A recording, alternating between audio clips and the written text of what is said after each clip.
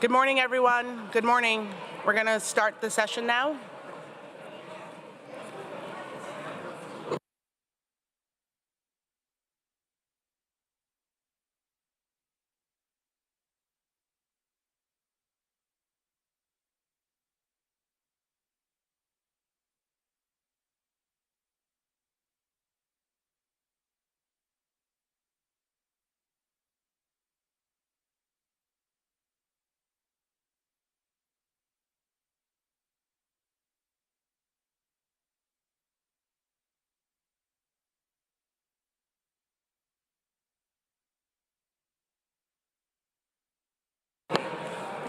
Good morning, folks. Please take your seats. We're going to start the session now. I'm going to turn the floor over to the Secretariat for some housekeeping items.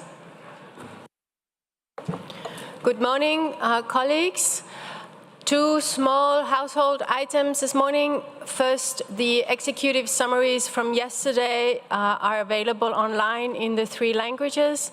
The chair may take them up anytime from this afternoon, so please have a look at those executive summaries from Monday morning and Monday afternoon. Secondly, we have a request from the interpreters to please speak slowly so that they can keep up and make sure all your words are being interpreted into the 2 other languages. So kind reminder to not speak too fast when you take the floor. Thank you.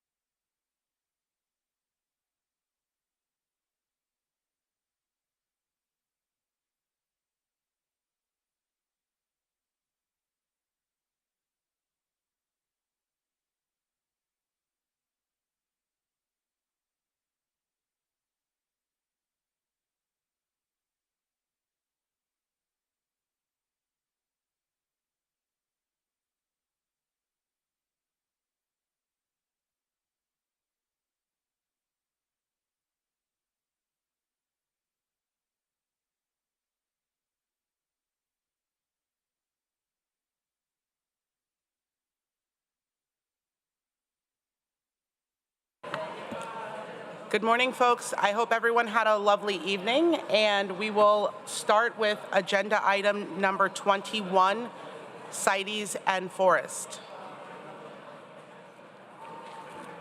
I will give the floor to the Secretariat to introduce the document.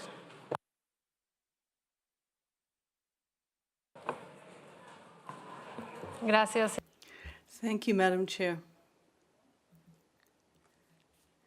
This document gives a summary of what has been done with respect to decisions 1932 to 1934 on CITES and forests. These decisions were adopted by COP19. Decision 1932 instructs the Secretariat to present a report for the Plants and Standing Committee, which is the CITES compendium on forests, and to prepare a multidisciplinary study to contribute to the whole question of the adoption of decisions on the future of any initiative related to CITES and forests. At PC 26, the Secretariat presented a draft compendium as well as draft terms of reference for the study to which I referred. This as a basis for the implementation of 1933 by the Plants Committee.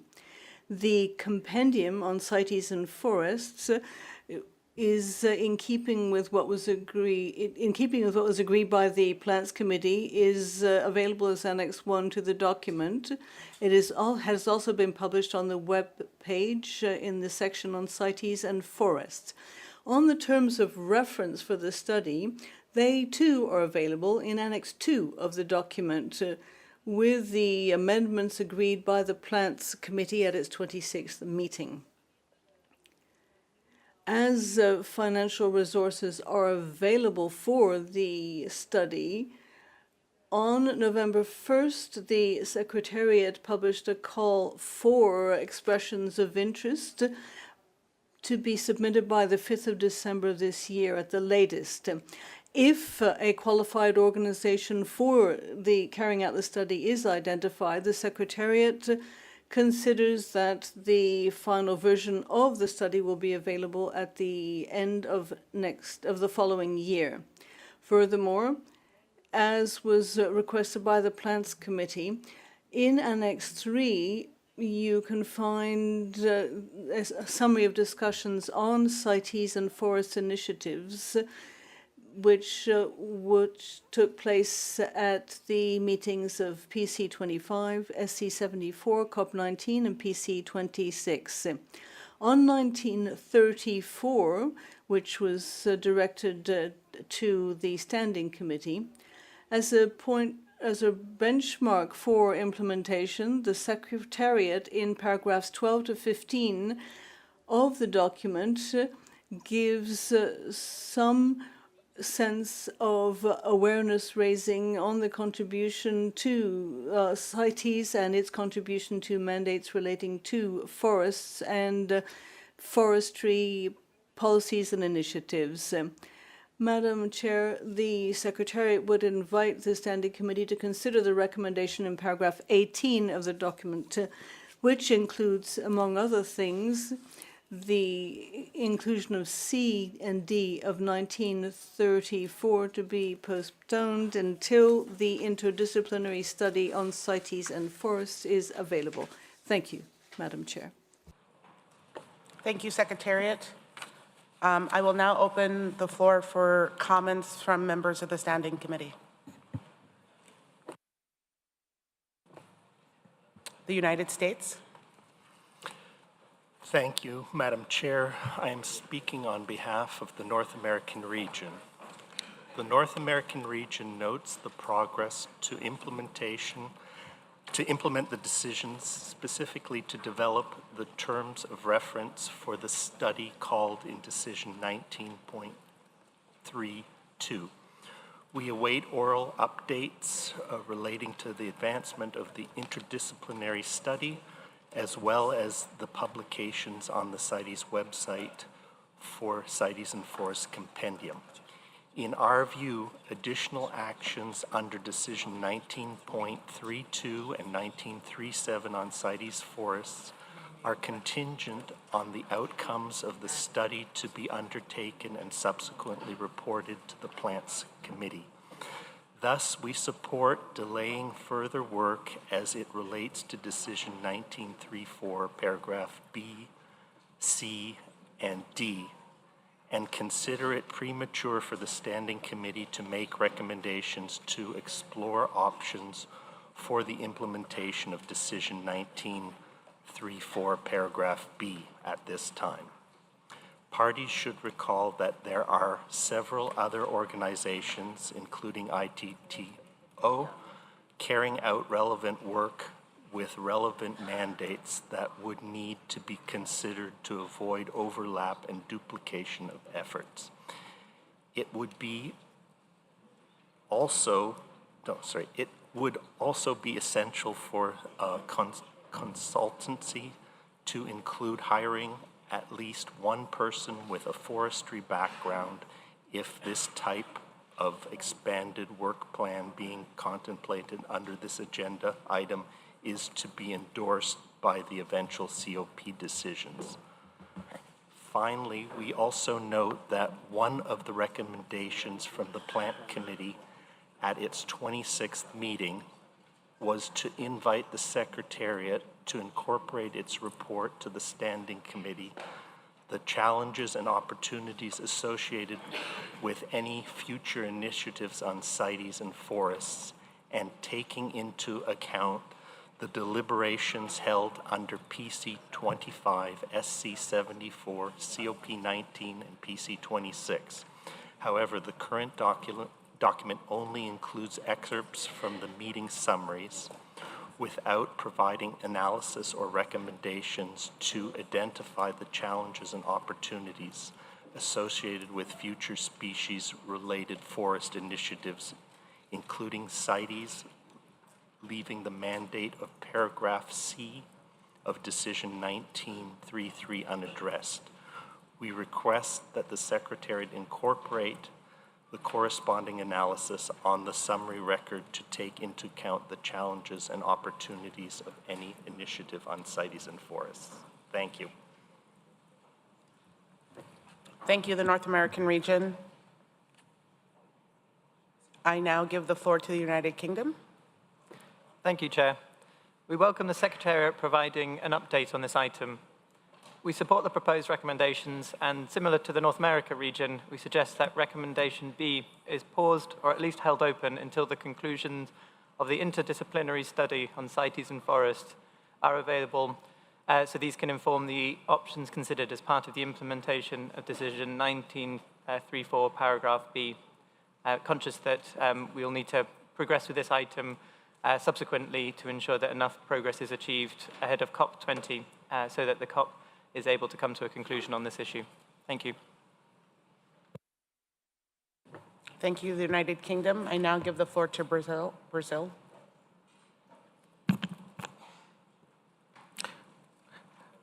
Gracias, señora.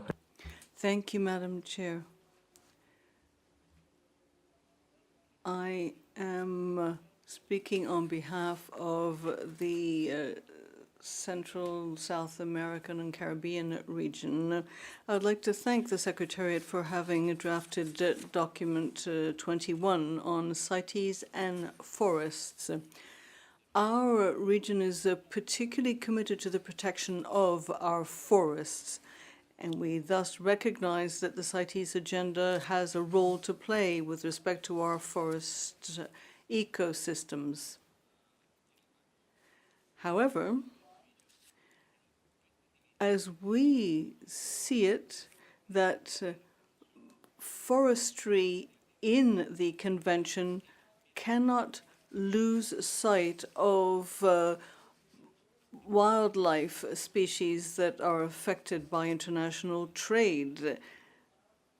In other words, any CITES forests initiative must also work to ensure the implementation of the CITES mandate to protect the species living in forests. We therefore don't think that there should be priority given to plant species, particularly forests.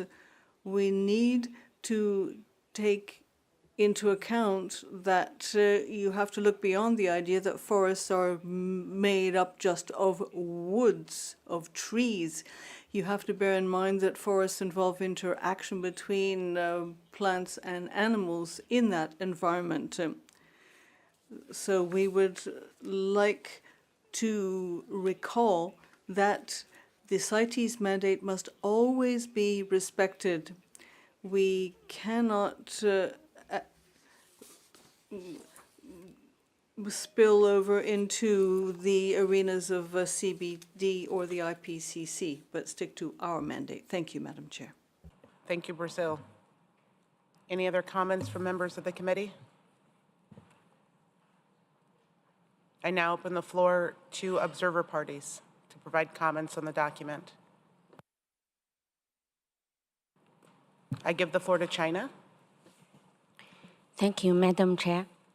China agrees that any new initiative on forests and a compendium on CITES and forests should be coherent with the CITES mandate to focus on species and the international trade, and that any future work should look at how a species focus could support a forest ecosystem approach.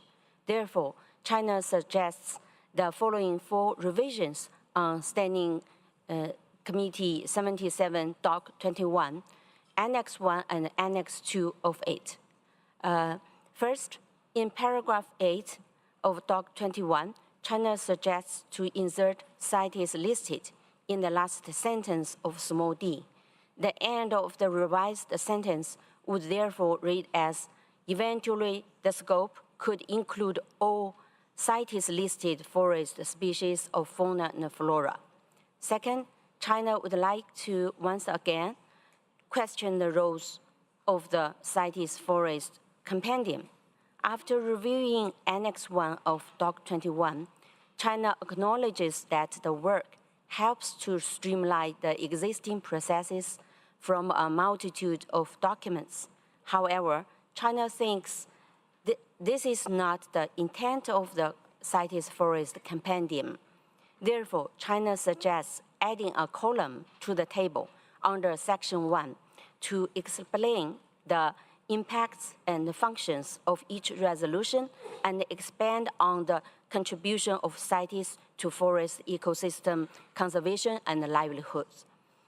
Third, in Doc 21, for more complete integration in both Section 3 of Annex 1 and small a of 1.2 of Annex 2, China suggests to add the following 7 resolutions from CITES and the Forest Compendium.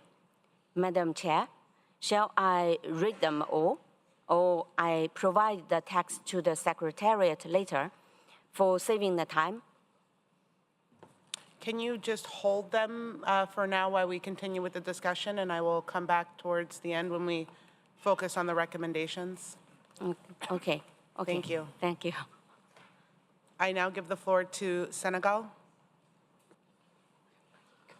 Merci, Madame. Thank you, Madam Chair. As you will have heard from our region on previous agenda items, we have problems with respect to capacity and funding. These are vital to us if we are to implement current measures. We do need to have some reference made to long-term funding when it comes to CITES and forests. The effective implementation of our convention must be an absolute priority, and that must be the case when it comes to CITES and forests as well. Thank you, Madam. Thank you, Senegal. I'll give the floor to the European Union. Thank you. As it's the first time we take the floor, the EU and its member states would like to thank the Secretariat for the preparations and Switzerland for hosting us. We would like to also congratulate Madam Chair for the appointment and wish Dr. Rosemary Gnam a quick recovery. On the substance, the EU and its member states note the progress made and the fact that parts of the decisions have been implemented, and progress in initiating the interdisciplinary study called for in paragraph B of decision 19.32 to explore potential avenues for development of a resolution on CITES and forests. We commend the Secretariat on the progress made to date. We commend the cooperation with the UNFF and FAO, which is within the mandate and strategic vision of CITES and should be continued. The EU and its member states welcome the coordination of CITES contributions in preparations for the SDG summit, while noting that CITES has a broader contribution to implementing the SDGs. We agree to complementarities with CITES tree species program emphasized in the document prepared by the Secretariat. Further, while decision 19.34.b can be worked on at this standing committee, any discussion would be supported by the results of the interdisciplinary study, and therefore 19.34 would continue as a task also for the next standing committee.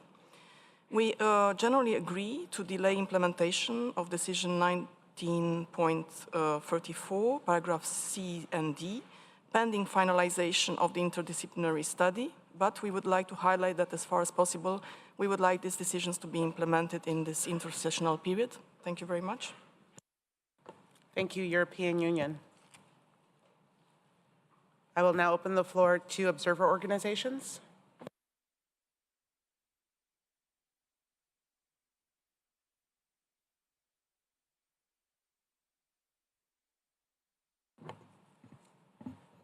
Any other comments from the floor on this document? I give the floor to ITTO. Thank you, Madam Chair, and good morning to everyone.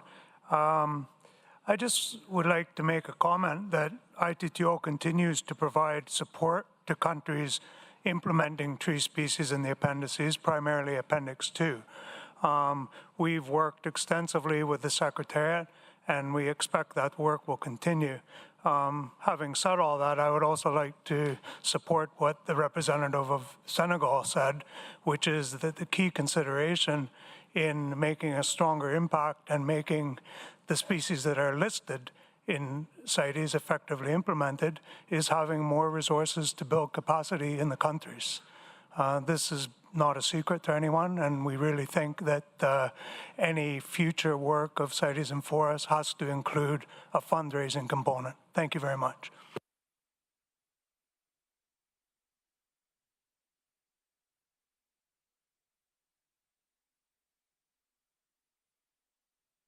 Thank you, ITTO.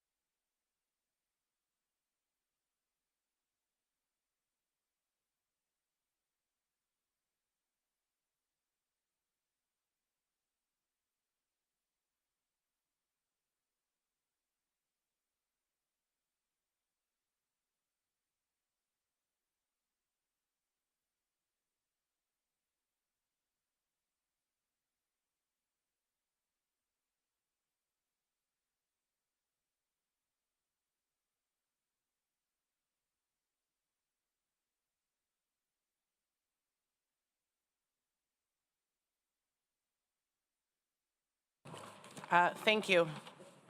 So what I've heard is agreement that the committee will note the progress made in the implementations of Decision 19.32 and 19.33 as reported in the present document. In regards to Recommendation B, from the comments from the United Kingdom as well as the comments from the North American region, proposes delaying further any consideration or exploring options on the implementation of Decision 19.34, paragraph B, until after the study has been completed and provided for consideration. Is the committee agrees with that recommendation? Okay. And in terms of Recommendation C, the committee seems to be in agreement based on where we agreed in paragraph B that the delayed implementation of Decision 19.34, paragraph C and D until the outcomes of the study. Also agree to that recommendation. Okay, and then we had a recommendation from the United States, the North American region, regarding the inclusion of challenges and opportunities associated with future initiatives relating to CITES and forests, and that was has not been provided for consideration. And so my proposal is that that is incorporated into the scope of work of the study, and that will be reported back out to the committee at SC 78, so that it can be considered. That works. And then I want to go back to China and your comments. The first comment regarding the addition of CITES listed in paragraph 8, subparagraph D, that is part of the document and not the recommendations, and so we're not editing the document. And the same goes for adding a new column to Annex 1. And I thought I heard that you wanted to provide some additional resolutions to be included as part of the compendium. And so I invite you to provide those to the Secretariat. That's fine. And then they can include it as part of the compendium. Okay. So with this, I have concluded the item 21, CITES and Forest. I will, also note the comments made on the floor by Brazil and Senegal, as well as ITTO, for the record. Thank you.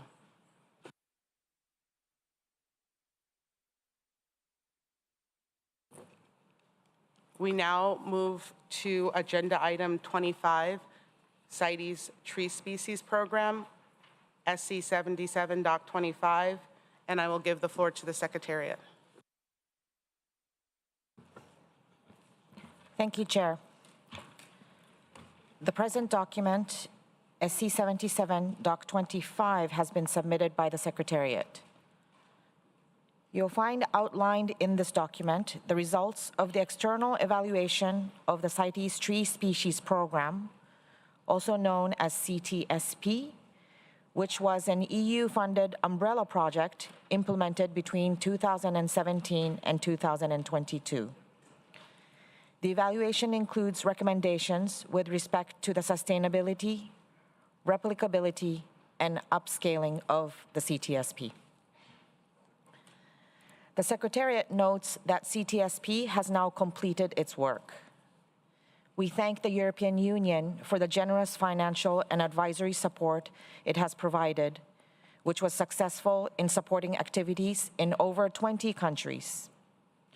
Our appreciation also goes to the International Tropical Timber Organization, ITTO, which was our main implementing partner for this project. Since COP19, the European Union has kindly secured funds towards a small number of bridging activities, while the Secretariat continues to search for additional sources of funding to allow the continuation of dedicated support to parties in their implementation of tree species listings. The Secretariat proposes that future projects and activities for tree species be considered as one of the funding mechanisms in support of a CITES and forest programmatic approach, referred to in Section 3 of the CITES Forest Compendium, COP19 to COP20, so that the support activities have a clear linkage to the Convention's mandate, making sure that the trade in CITES-listed trees remain legal, sustainable, and traceable.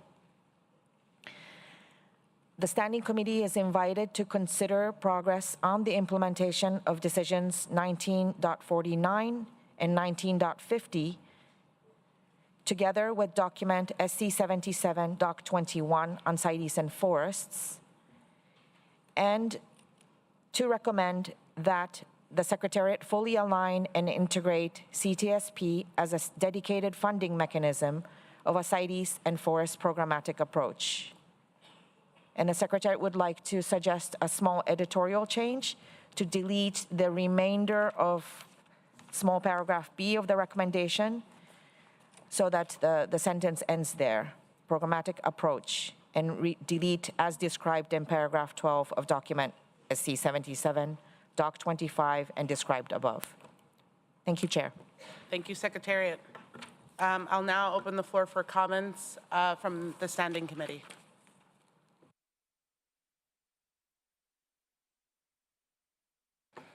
The United States. Thank you, Chair. I'm speaking on behalf of the North America region. We appreciate this document from the Secretariat, and we support the CITES Tree Species Program. We wanted to provide our comments about the Secretariat's recommendation to align the CITES Tree Species Program as a dedicated funding mechanism of a CITES and forest programmatic approach. We expressed some concern on this point because the CITES and forest initiative has not been fully fleshed out and in some ways remains in an early or a proposal phase.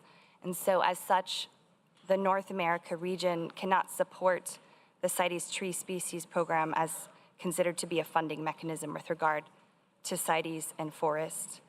This initiative is subject to ongoing evaluation by parties and the Standing Committee and the Plants Committee. And so for the present, we think it is too early to identify the CITES Tree Species Program as a funding mechanism for an as yet not fully defined CITES and forest initiative. However, should funding be secured in the future, we could support an association at a later point in time. Thank you, Chair. Thank you, North American region. I give the floor now to Belgium. Thank you, Madam Chair. The EU and its member states thank the Secretariat for the report, and we take note of the progress made. We want to stress the importance of continuing support for the implementation of the Convention for CITES-listed tree species, and we have support for an alignment and mainstreaming of the CITES Tree Species Program into a wider CITES and forest programmatic approach. Thank you.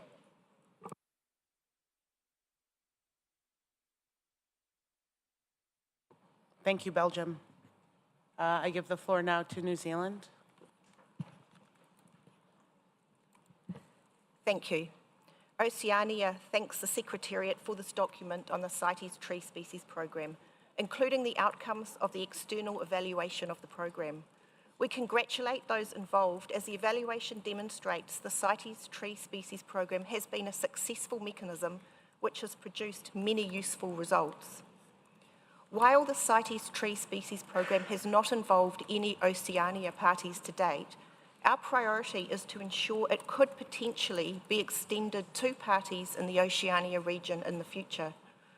We agree that it's beneficial to strengthen the link of the CITES Tree Species Program to CITES mandates such as the non-detriment funding program, CITES and forests decisions, and parties' priority capacity building needs for implementing the Convention concerning CITES-listed tree species. We support the Secretariat's proposal for the continuation of the CITES Tree Species Program as a funding mechanism subject to funding being available. We note the Secretariat's recommendations connecting the CITES Tree Species Program to the Forests Programmatic Approach referred to in Section 3 of the Forest Compendium in Standing Committee Document 21, Annex 1. We note that this refers to activities up to COP20, but it's not clear what is intended beyond COP20. We recommend that beyond COP20, the CITES Tree Species Program is available to all relevant regions and that it not be limited to tree compliance matters, which would currently exclude regions such as Oceania. It should have the ability to focus on the range of CITES mandates for tree species where they are a priority for CITES implementation. Thank you.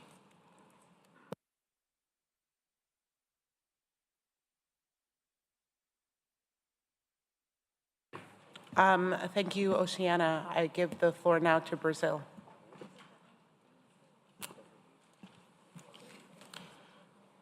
Gracias. Thank you, Madam Chair. I'm speaking on behalf of the South and Central America and the Caribbean. On document 25, which looks at the CITES Tree Species Program, we would like to express the fact that this program has been very important for our region until now. And we would like to look at the potential of making it permanent in nature for a program which is so important to us. We would like to join in the expressions we heard from North America region on the alignment and integration of the program with a finance mechanism focused on CITES and forests. We don't think it's appropriate at the moment to have a link with this program with a CITES policy that is still at a very early stage. Thank you. Thank you, Brazil. I give the floor to Chad. I believe Senegal is sitting in as the alternate representative. It's Kenya. Kenya. Yes, yes. Thank you, Chair.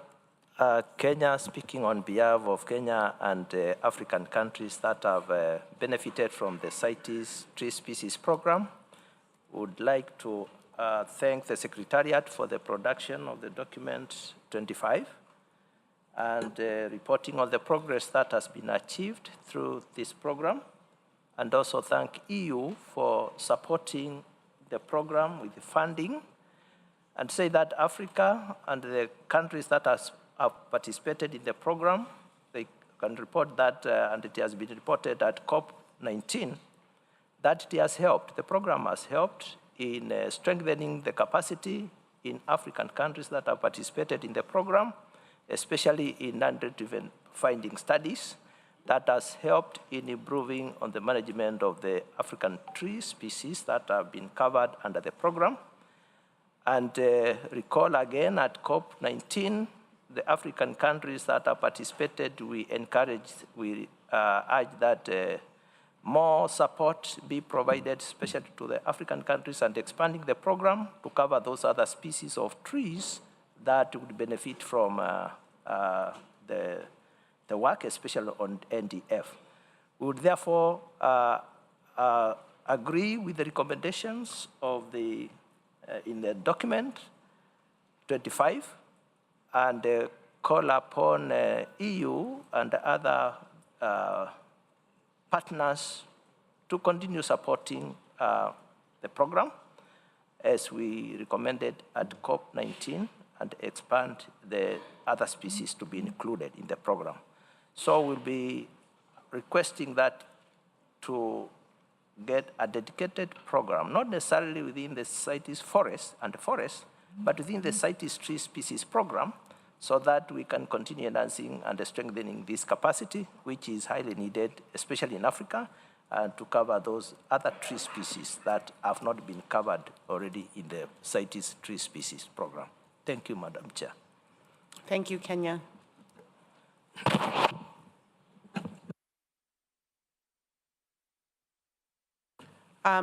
I'll now open the floor to observer parties to comment on document 25.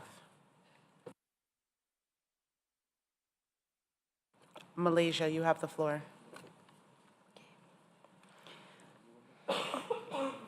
Okay, thank you, Madam Chair. As one of the recipient countries under the project, CTSP and supported species-based conservation toward improving CITES implementation in the long term. In this regard, the idea of aligning and integrating CTSP as a dedicated funding mechanism under CITES and forest programmatic approach need more detailed studies to avoid the program from over-supporting proposal that only look at large contact and neglecting species-based project, which is the original mandate of the CITES. Thank you. Thank you, Malaysia. I now give the floor to Mexico. Muchas gracias.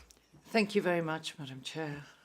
With reference to the tree species program, we join in that which was said by the North America's region through the delegation of the United States. And just as Oceania has said, we would like that when it is spoken of, that we include other areas and regions, in particular Mexico as a country with a large diversity of tree species that in the past has been considered. The European Union supported this very successful project for many years, and we don't understand why a country such as Mexico has been excluded from one that can receive this type of support.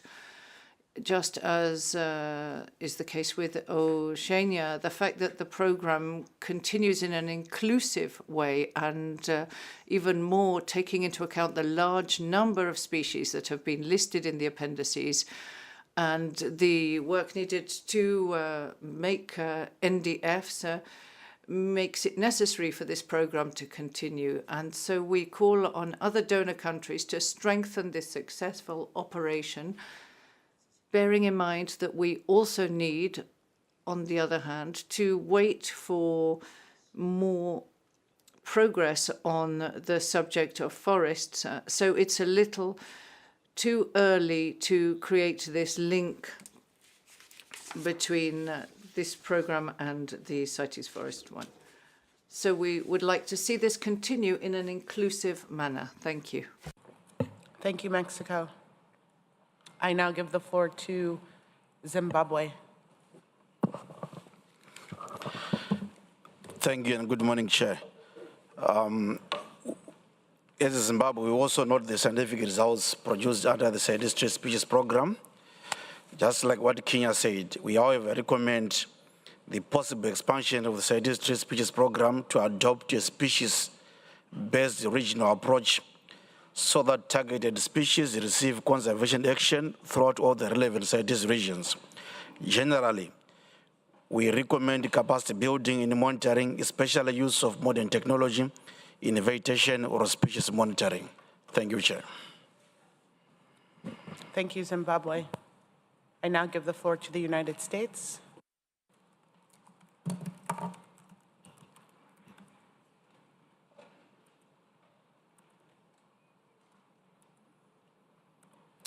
Thank you, Madam Chair. In addition to aligning ourselves with the North America intervention that was read out here from the United States, we would like to express our appreciation for the good work of the CITES Tree Species Program to support implementation of CITES tree listings. And we hope to continue to support this work through U.S. Department of State funding to ITTO's biennial work program and enhanced cooperation between ITTO and CITES. We believe that the external evaluation mentioned in the document with the outcomes that are summarized there, we believe that the full evaluation should be shared with parties so that we can use the information contained therein to make decisions with regard to longer-term permanency of the CTSP. Thank you, Madam Chair. Thank you, the United States. I now give the floor to the Democratic Republic of the Congo. Merci, Madame la Présidente. Thank you, Madam Chair, for giving me the floor. My country is one of the beneficiaries of this program on tree species, and it has been very successful. It's allowed us to draw up 3 NDF on Pericopsis, Elata, Gibosia, and Prunus africana.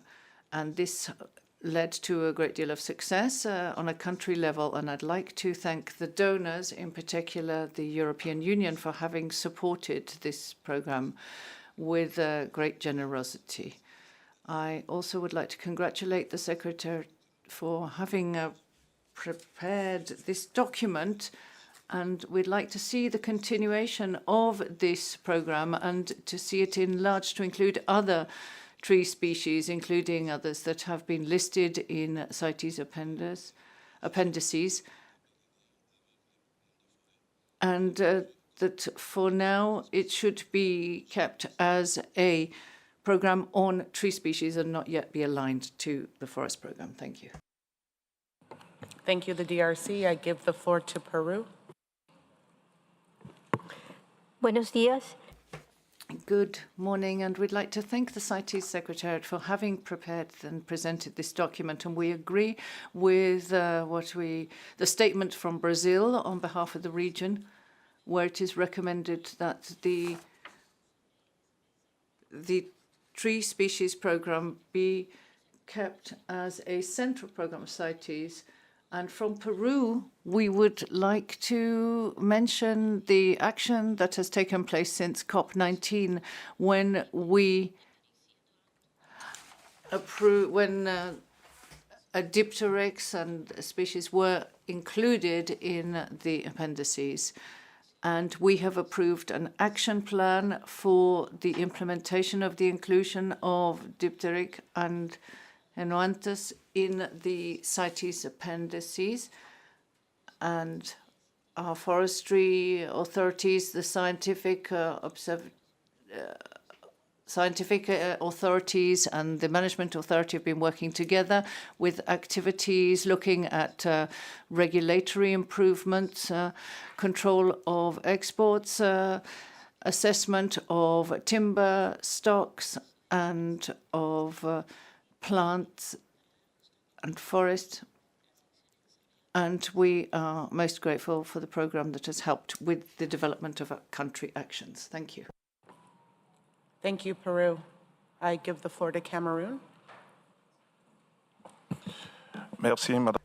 Thank you, Madam Chair, for giving us the floor. We'd like to thank CITES for the financing of this program on CITES tree species.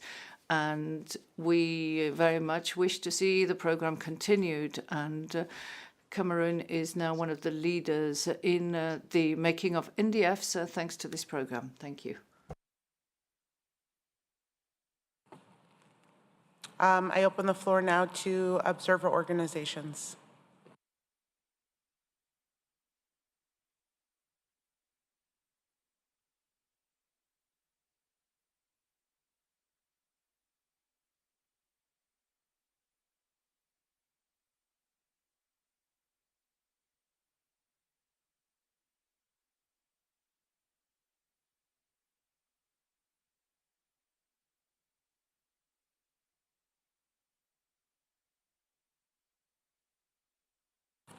I give the floor to the South African Taxidermy and Tannery Association, SATA.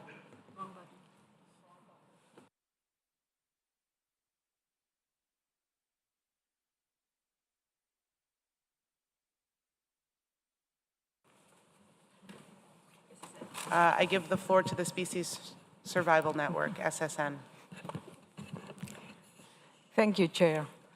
SSN really wants to support the position expressed by the Central and South American, the Caribbean representation, and also the North American region, and Mexico, and many other countries. The CITES Tree Species Program should continue. It has been a very valuable program. with very good results and aiding all the countries to properly implement the CITES listings. And we also agree with their position that this program should not be diluted into the CITES and forest issue. Thank you. Thank you, SSN. Any additional comments?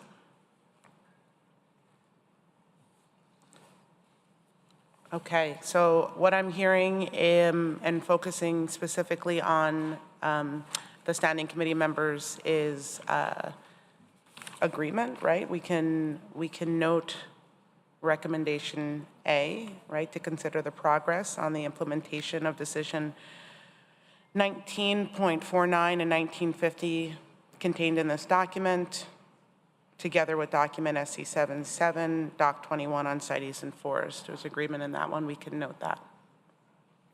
And then when it to recommendation B, what I heard was not agreeing to fully integrate the CITES tree species program as a dedicated funding mechanism of a CITES and forest programmatic approach from the Central and South American and Caribbean region and the North American region and the European Union, Representative Belgium, as well as Oceania, with represented by New Zealand, was supportive of that approach and the recommendation B. And then I heard from Kenya support for funding for that program, but not agreeing or disagreeing with the actual mechanism to provide funding.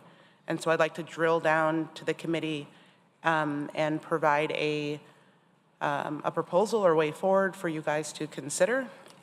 And so how about as a recommendation to recommend the Secretariat consider long-term sustainability of the CITES tree species program as a dedicated funding mechanism of a future CITES and forest programmatic approach, subject to availability of funding.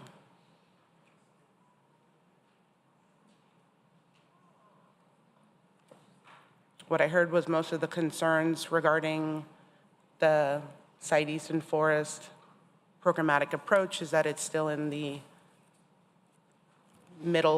early to middle stages, and to not fully align the tree species program at this particular point.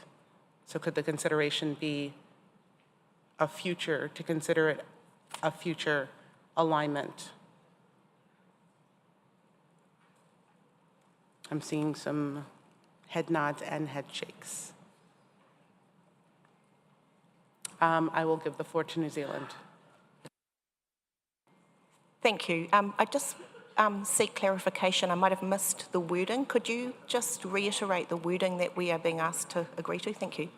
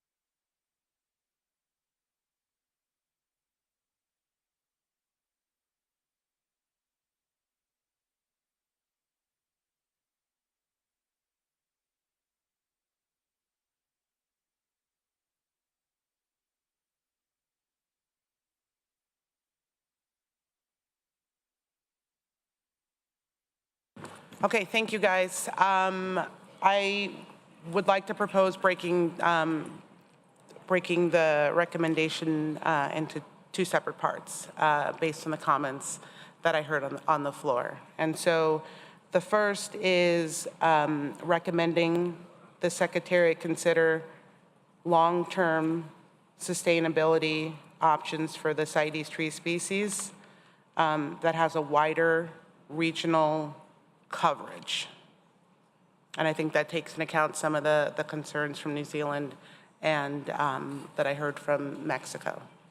Do we agree to that one, that recommendation?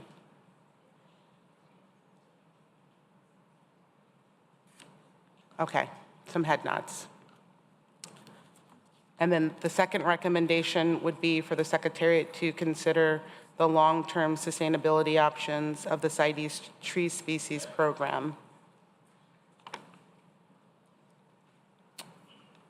including options, okay, hold on. Options for the longer-term sustainability of the CITES tree species program that includes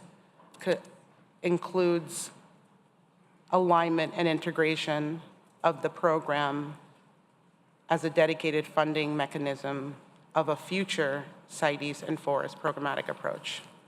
And so proposing that the Secretariat consider the alignment of this program with the future, as the future CITES and forest as it develops possible.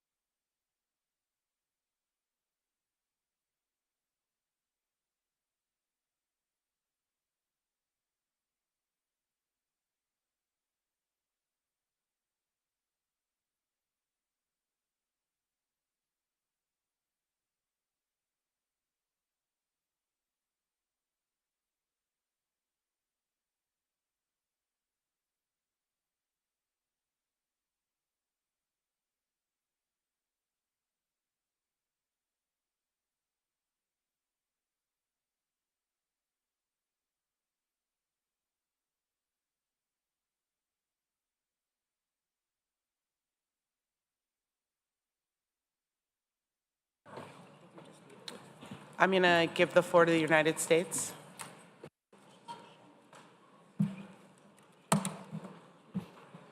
Thank you, Madam Chair.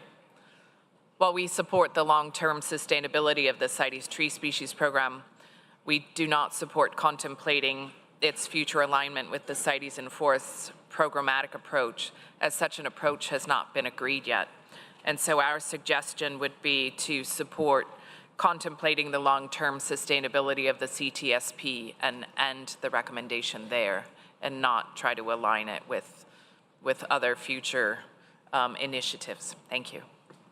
Thank you, United States. And so I will propose an amended recommendation B, similar to what the United States had just proposed, recommend that the Secretariat consider long-term sustainability options for the CITES tree species program that has a wider regional coverage.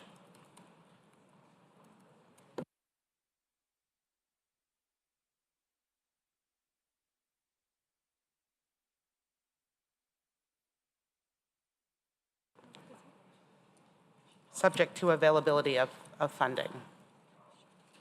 And so it could be a future CITES and forest program, it could be a different mechanism. And so it leaves it open for options.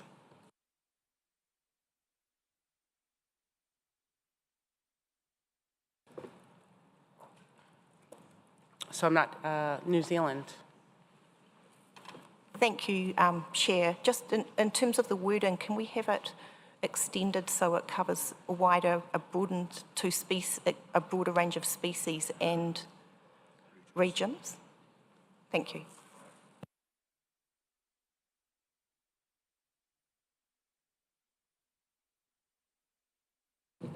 I give the floor to Belgium. Thank you, Madam Chair.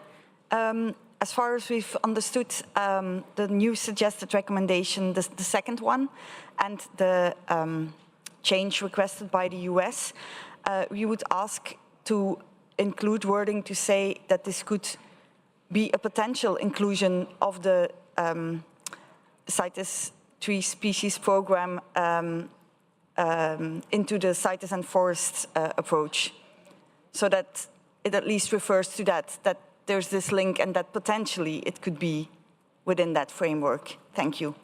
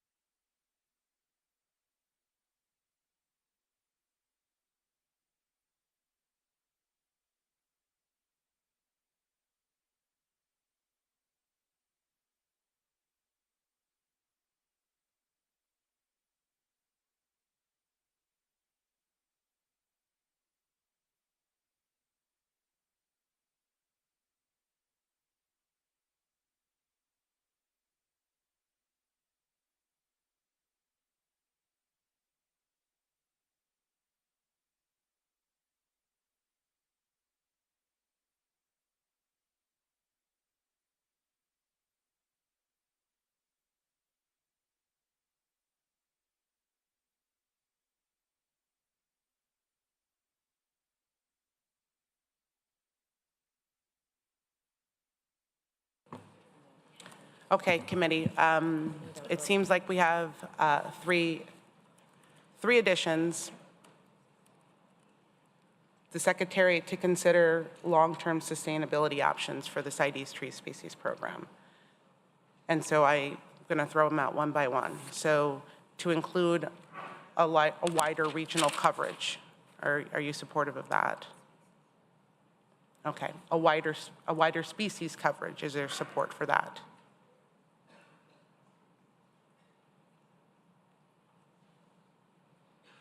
New Zealand. Sorry, I should have clarified that we do mean tree species, not other species. Mm-hmm. Thank you for the clarification. A wider tree species coverage. Is there support for that? Is there support for providing a linkage to a potential future CITES and forest programmatic approach?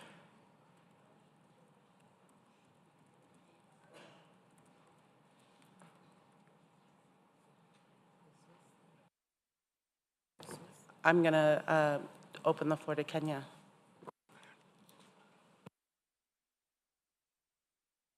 Thank you, Madam Chair. Kenya would align itself with the statement by New Zealand and would like to suggest that in addition to the wider species and looking at the comments from Mexico, Oceania, they say, and Mexico, they are asking for their region also to be covered. It would be good that we cover both the wider species and the wider regional coverage. So that's the submission of Kenya, to cover the species and the region at the same time. Thank you. Thank you, Kenya. So it feels like we're in agreement as a committee on the first 2 points and not on the last point of the possibility providing linkage to the potential future CITES and forest programmatic approach. The United States. Thank you, Madam Chair. Speaking on behalf of the North America region, our suggestion would be perhaps to take note that some members appreciate that this may have relevance to a potential forest approach, future forest approach, but note that, that the committee is not in agreement with referencing the possible linkage to that, but that some members support such an approach. Thank you. Thank you, North American region.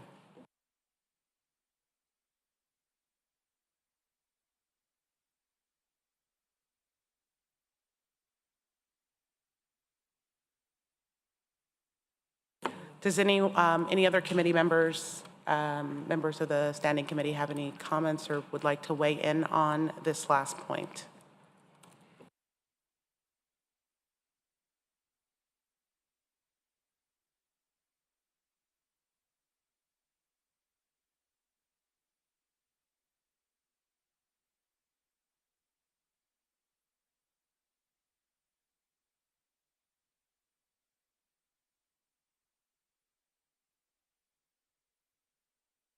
Belgium. Thank you, Madam Chair, and sorry to come back to this again.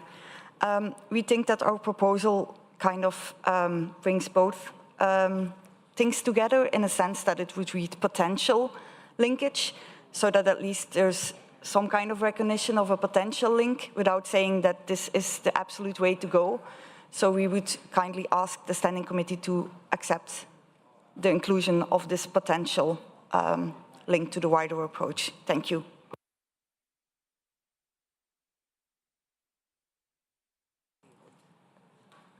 I give the floor to New Zealand. Thank you. I'd just like to acknowledge that Oceania supports the approach by the European Union. Thank you. The United States. Thank you, Madam Chair. Apologies for belaboring the point. I think our concern is that we're talking about a potential linkage to something that doesn't yet exist. And so I think that's our concern, that right, sort of giving it a name gives it more, gives it more body than it has at this point. And so our preference would be from the North American region, just to note that some parties have supported sort of contemplating that way forward, but that it's not been agreed by the committee. Thank you, Madam Chair. Thank you, North American region.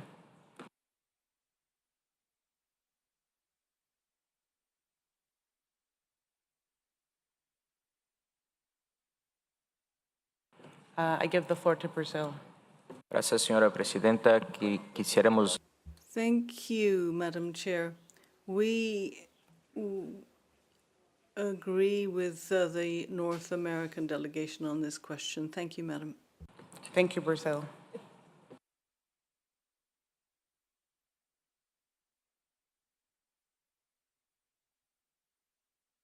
Okay, so since we don't seem to have agreement as a standing committee, my way forward is that the standing committee notes that while some members found that there was a potential linkage to a possible future CITES and forest programmatic approach, there was no consensus at this point. Is that agreeable to the committee? Okay. I will also note the comments that were made on the floor. And with that, I conclude item number 25, the CITES Tree Species Program.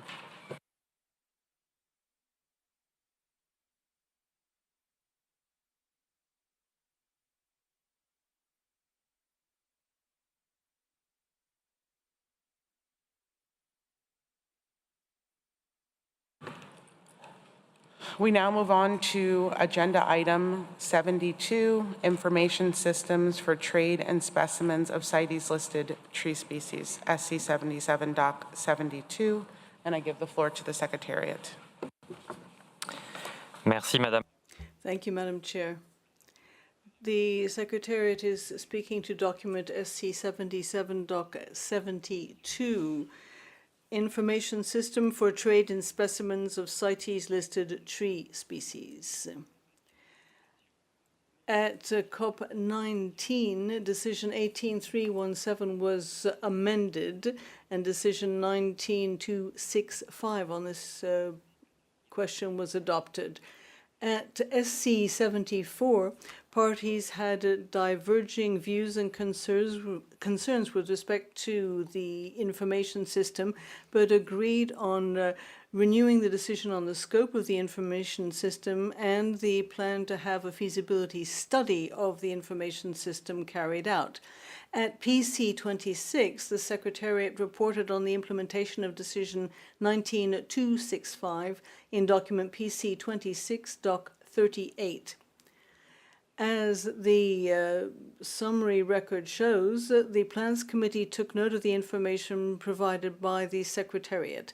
It asked its chair and vice chair to coordinate committee contributions to the design concept of the Secretariat with respect to a feasibility study looking at the possibilities of an information system to be put before SC 77.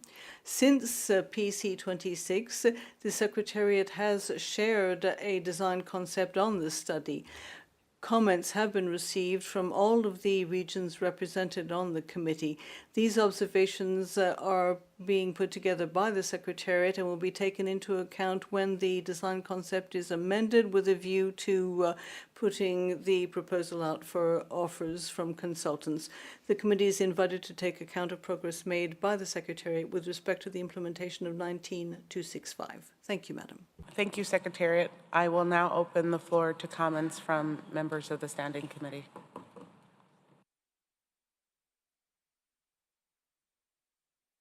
I give the floor to the United States. Thank you, Chair. I'm speaking for the North America region. The North America region thanks the Secretariat for this document and for the overview of progress towards implementation of decisions 18.37 and 19.265. The North America region continues to support, in principle, the development of an information system for trade in CITES-listed tree species, and we welcome the additional information provided about expected outputs. That said, the North America region continues to have concerns about the potential complexity and cost of developing such a system. We note that the present document acknowledges that monitoring trade in specimens of CITES-listed trees indeed is a complex undertaking and a moving target. We are also concerned by the suggestion that while there is a possibility to develop an initial analysis of legal trade in CITES-listed trees using data provided through CITES reporting and permit systems, any in-depth analysis will require the collection of additional data, which will require additional resources. As such, the North America region has provided suggestions on the terms of reference for the viability study during consultations with the Plants Committee members, particularly regarding the analysis on the scope, platform, specific questions, sources, data, and reports the system could provide.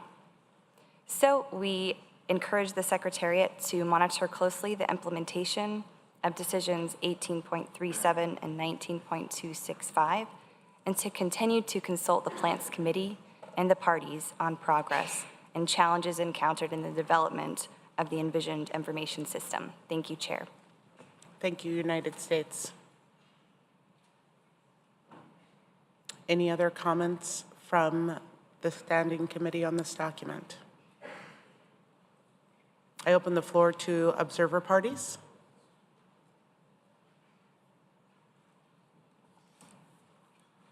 I give the floor to China. Thank you, Chair. China thanks the Secretariat for sharing the progress. In addition, we suggest more time for the Plans Committee to digest the feasibility and requirements for developing the information system and the draft terms of references. However, the information given in the paragraph 16 of SC 77.72 leaves us somewhat confused about the way forward. China suggests the Standing Committee continue to consult the Plans Committee and give more explicit recommendations on the next step for this item. For example, the Standing Committee notes the progress made by the Secretariat in implementing Decision 19.265 and invite the Secretariat to prepare the draft TOR for suggestions at PC 27 and consideration and recommendations by SC 78. Thank you. Thank you, Madam Chair. Thank you, China. Any additional comments from observer parties? And I open it now to observer organizations.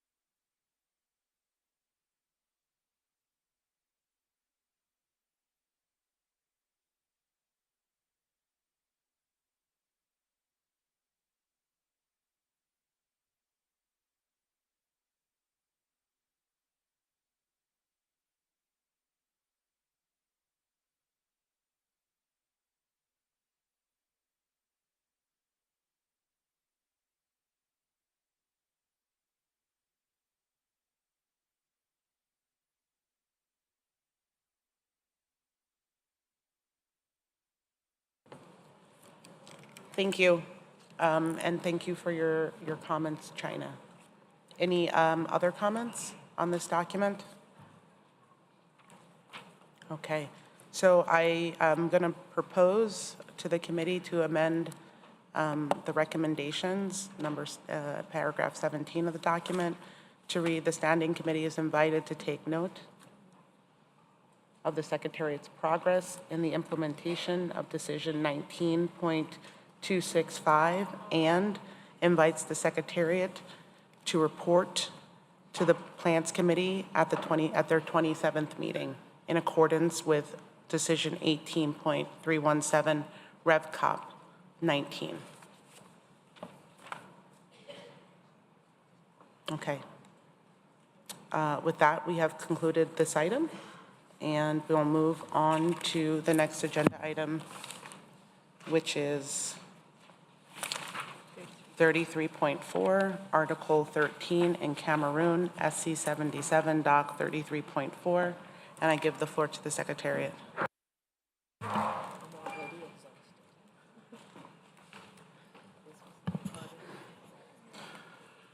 Merci, Madame la Présidente. Thank you, Madam Chair. I am pleased to present document 33.4 on the application of Article 13 in Cameroon.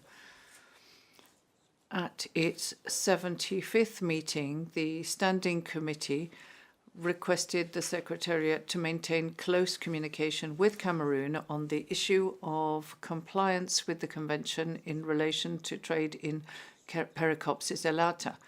Following the invitation of the Cameroonian authorities, the CITES Secretariat carried out a technical mission to Cameroon from the 12th to the 18th of March 2023.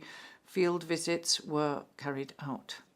The Secretariat thanks Cameroon for its excellent cooperation during the technical mission. During the mission, the Secretariat focused on the following items. A, the establishment of legal acquisition findings and internal controls relating to the legal origin of timber in relation to logging titles. B, export permits issued for specimens of Pericopsis elata from Cameroon that did not match the relevant non-detriment findings and annual quotas. CITES documents suspected to be falsified and illicitly traded to facilitate trade in Pericopsis elata. In considering the first item A, the Secretariat divided it into three parts. The first component deals with logging titles, the second deals with the licensing procedure and legal verification of the acquisition. Finally, the third part looks at the information systems and controls at embarkation port before the cargo is exported. All of these legality and control issues are summarized in the document. The Secretariat observed during the technical mission in March 2023 that there were strengths mentioned in the document, but also significant challenges with regard to the management and regulation of international and transboundary trade in CITES-listed timber. Some importing countries have also expressed a desire for Pericopsis elata as a CITES-listed species to be considered as a managed species in the management plans. In the light of the above, the Standing Committee may wish to consider making recommendations referred to in paragraph 62 of the document concerning the management of trade in specimens of Pericopsis elata. And this also looks at legislation and combating fraud and the issuance of export permits and information systems.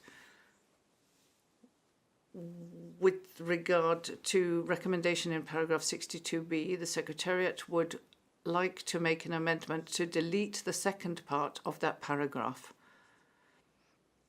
This is a matter that should be discussed first within the Plants Committee. And I was reminded of this by colleagues from the scientific unit, and I'm happy to correct that the paragraph would remain as follows. Cameroon will strengthen the regulatory framework for forest management, in particular to address gaps and loopholes that could result from the multiplicity of logging titles and allocation methods. And the rest of the paragraph would be deleted.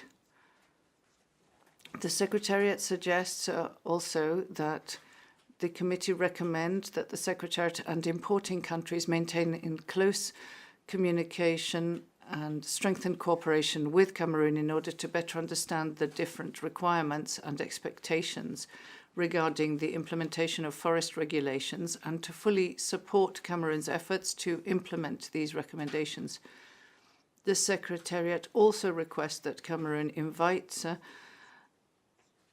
to continue an on-site assistance and conduct a second technical assessment and verification mission, bearing in mind the importing countries, the FAO, the International Tropical Timber Organization, in order to review progress in the implementation of the recommendations of paragraph 61. Subject to availability of external funds and human resources, for the work, the Secretariat will present its findings and recommendations to future sessions of the Standing Committee. Thank you, Madam Chair. Thank you, Secretariat.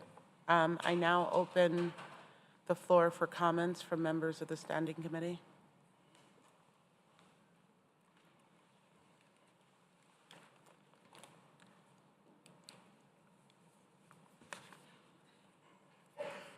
I would also like to give the floor to Cameroon.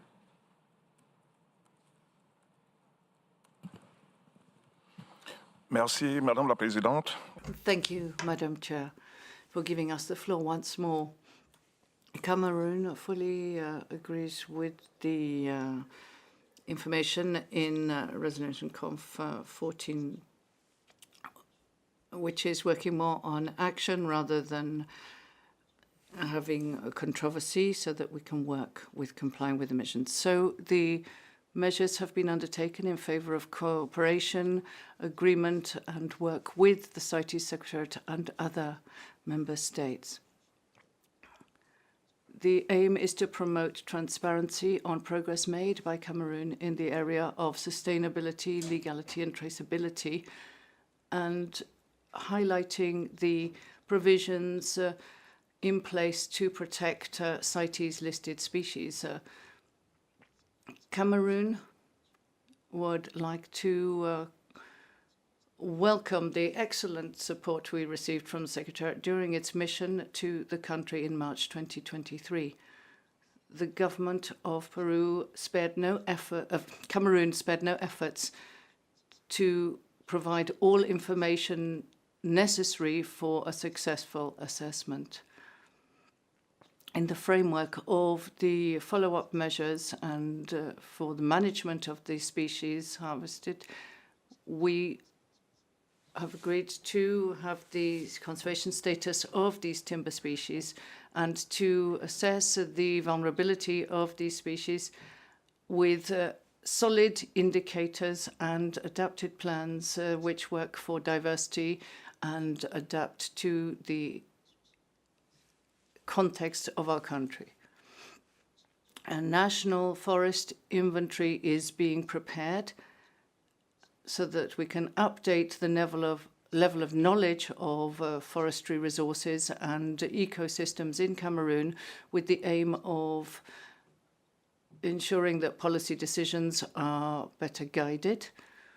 Cameroon has undertaken the development of an information system for the management of forestry information systems, and this not only allows us to digitalize and to continue with follow-up on forestry management and increase traceability of timber and make sure it's part of the legal verification system. And this is one of the major progress made in recent years. As the Secretariat has said in its report, this is applied in Cameroon to all forms of logging titles, and that all forest areas will be managed in accordance with the program. The complexity of the different types of logging titles raised by the Secretariat is because of a weakness in the system, but some unfounded allegations have been made that companies pay their taxes regularly, and that's the case of the STBK company where allegations were made against them. Cameroon would like to thank the Secretariat for having looked carefully at the question and removing this information from the final report, and all the allegations that were drawn to the attention of the Secretariat by third parties, such as that on STBK, should be sent to Cameroon for further investigation and to ensure it's fully transparent in the management in respect of Article 13. The feeling that there could be a risk of injustice or false information that could damage the good work carried out. And we would like to thank Secretariat of CITES and all the partners who have helped us with the strengthening of the traceability system, and which is already showing positive impact in the field in the area of combating illegal trafficking, and to thank for the financial support which has been provided.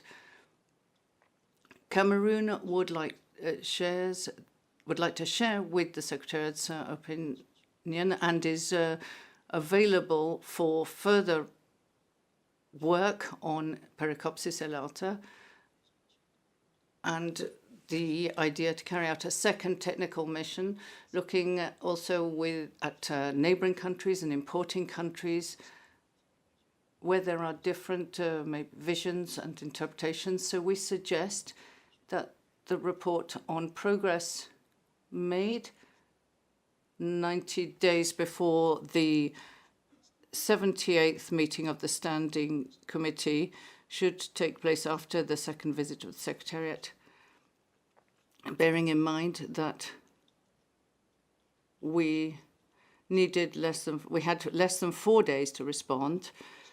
We suggest that there should be a restricted working group between Cameroon and the Secretariat to ensure that we can prepare these work and recommendations when it comes to the different contexts in the field. Thank you.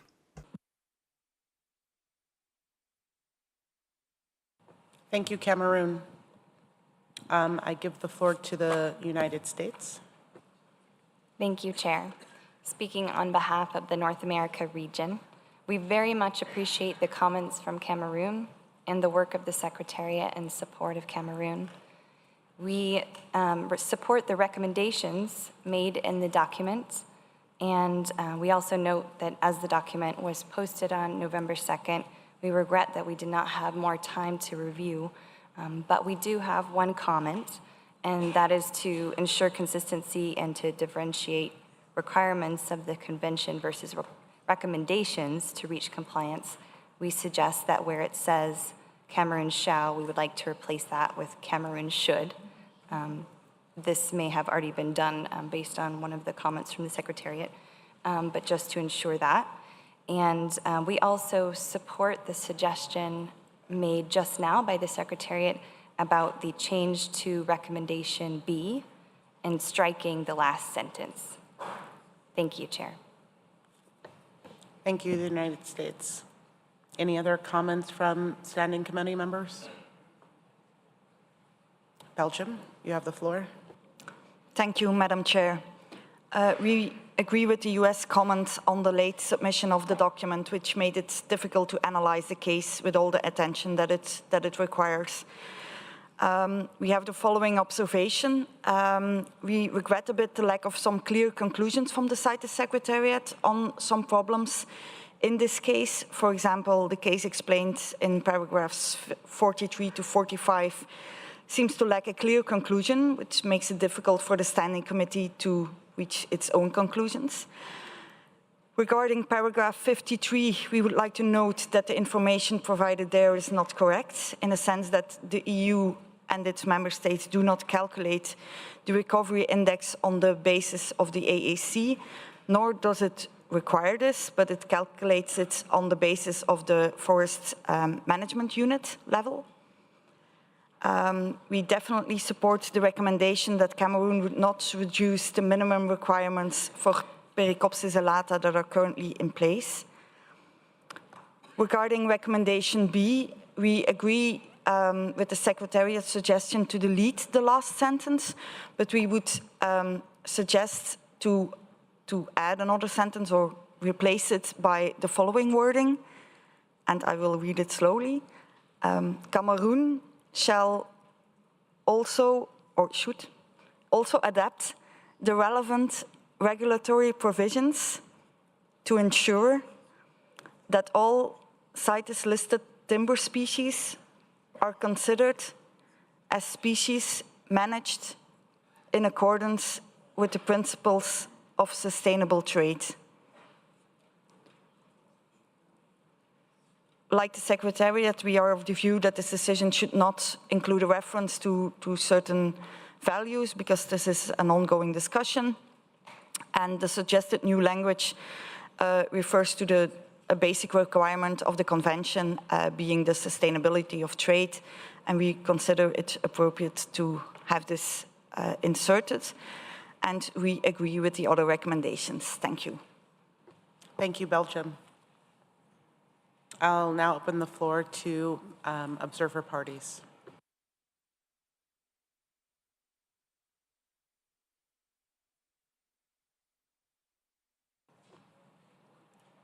I give the floor to the United States. Thank you, Chair. We will reply on behalf of the North America region. We would find it acceptable to add a second sentence to recommendation B. However, we wanted to change the wording on the latter part of that sentence. Should I suggest that text now? This is in addition to the edit that was, the addition that was provided from Belgium. Correct. Let's hold on that edit, and we'll circle back when we drill down on the recommendations. Thank you. I give the floor to ITTO. Thank you, Madam Chair. I would like to state that ITTO is ready to help out on any second mission to Cameroon or anywhere else, as referred to in paragraph 63 of this document. We've done a lot of work in Cameroon, including helping them to get out of the review of significant trade and the zero export quota that they had on Pericopsis elata for several years, a few years ago. So we'd be glad to correspond with the Secretariat in that regard. Thank you. Thank you, ITTO. Any other comments from observer parties, observer organizations, or members of the committee?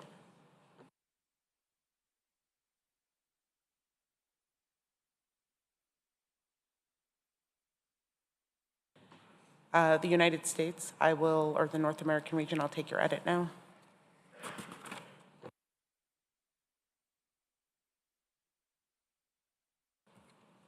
Thank you, Chair. Regarding recommendation B and the second sentence that was suggested by Belgium, we wanted to change the wording so that it would read, Cameroon should also adapt the relevant regulatory provisions to ensure that all CITES-listed timber species are, and we would change the wording here, managed sustainably as part of relevant forest management plans. Thank you.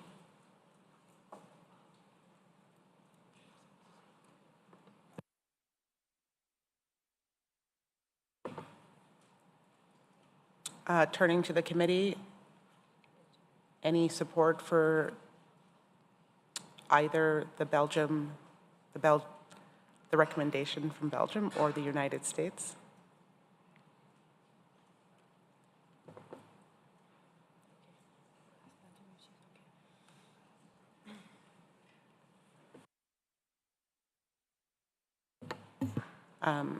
Taking silence as consensus.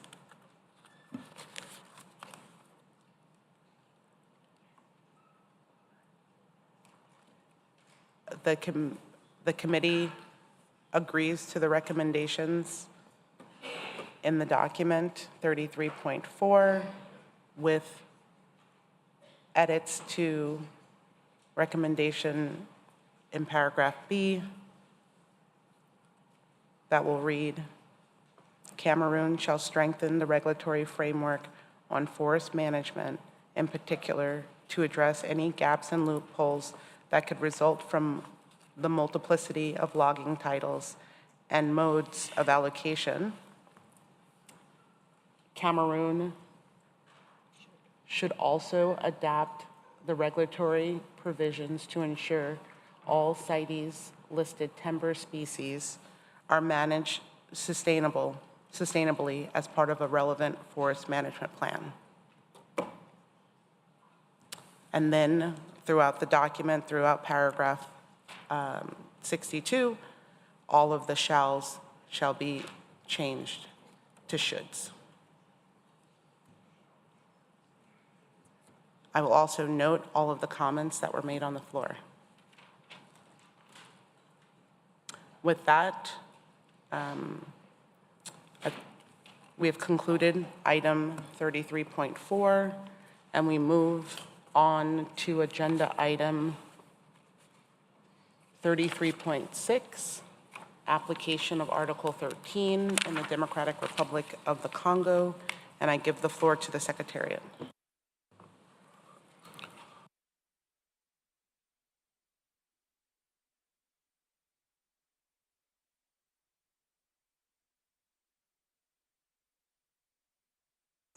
Testing. It's working now. Thank you. Thank you, Madam Chair, and apologies to the committee and all the parties for the delay in the presentation of certain documents.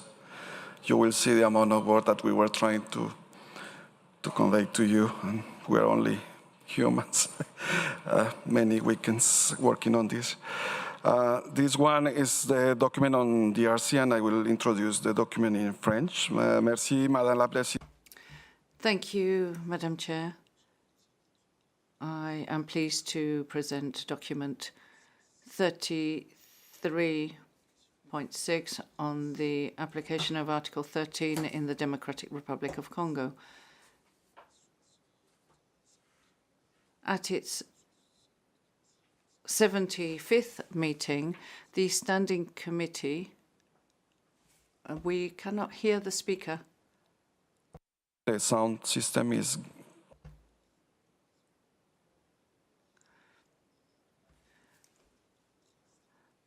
Under Article 13 of the Convention, including on the setting and management of quotas, the management of trade in the species Psittacus erytacus, trade in pangolin stocks, illegal trade, and assistance in the implementation of the Convention.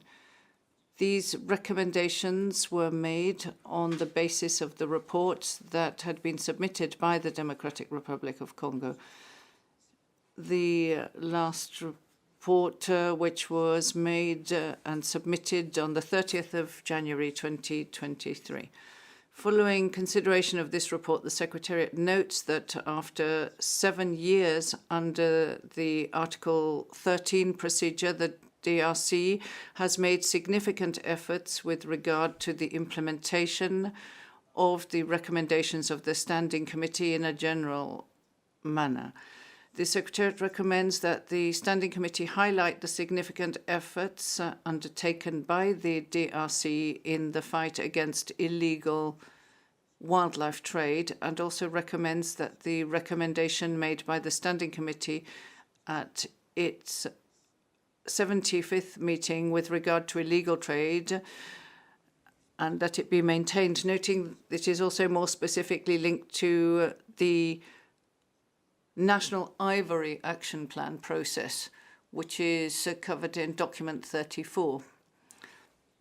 As indicated in paragraphs 25 and 26, the Secretariat has received several letters communicating the designation of a new CITES management authority for the DRC. As a follow-up to this institutional exchange, the Secretariat has updated the DRC's national contacts on the Convention website. In this context, the Secretariat proposes that the Standing Committee update and replace the recommendations adopted at SC 75 as suggested in paragraph 29 of this document. And I would like to draw attention to the fact that the recommendation in paragraph D of paragraph 29D, which relates to the mentions to avoid that there should be a strategy to protect officials from any undue pressure, obstructions and threats. Thank you, Madam Chair. Thank you, Secretariat. I now give the floor to the DRC.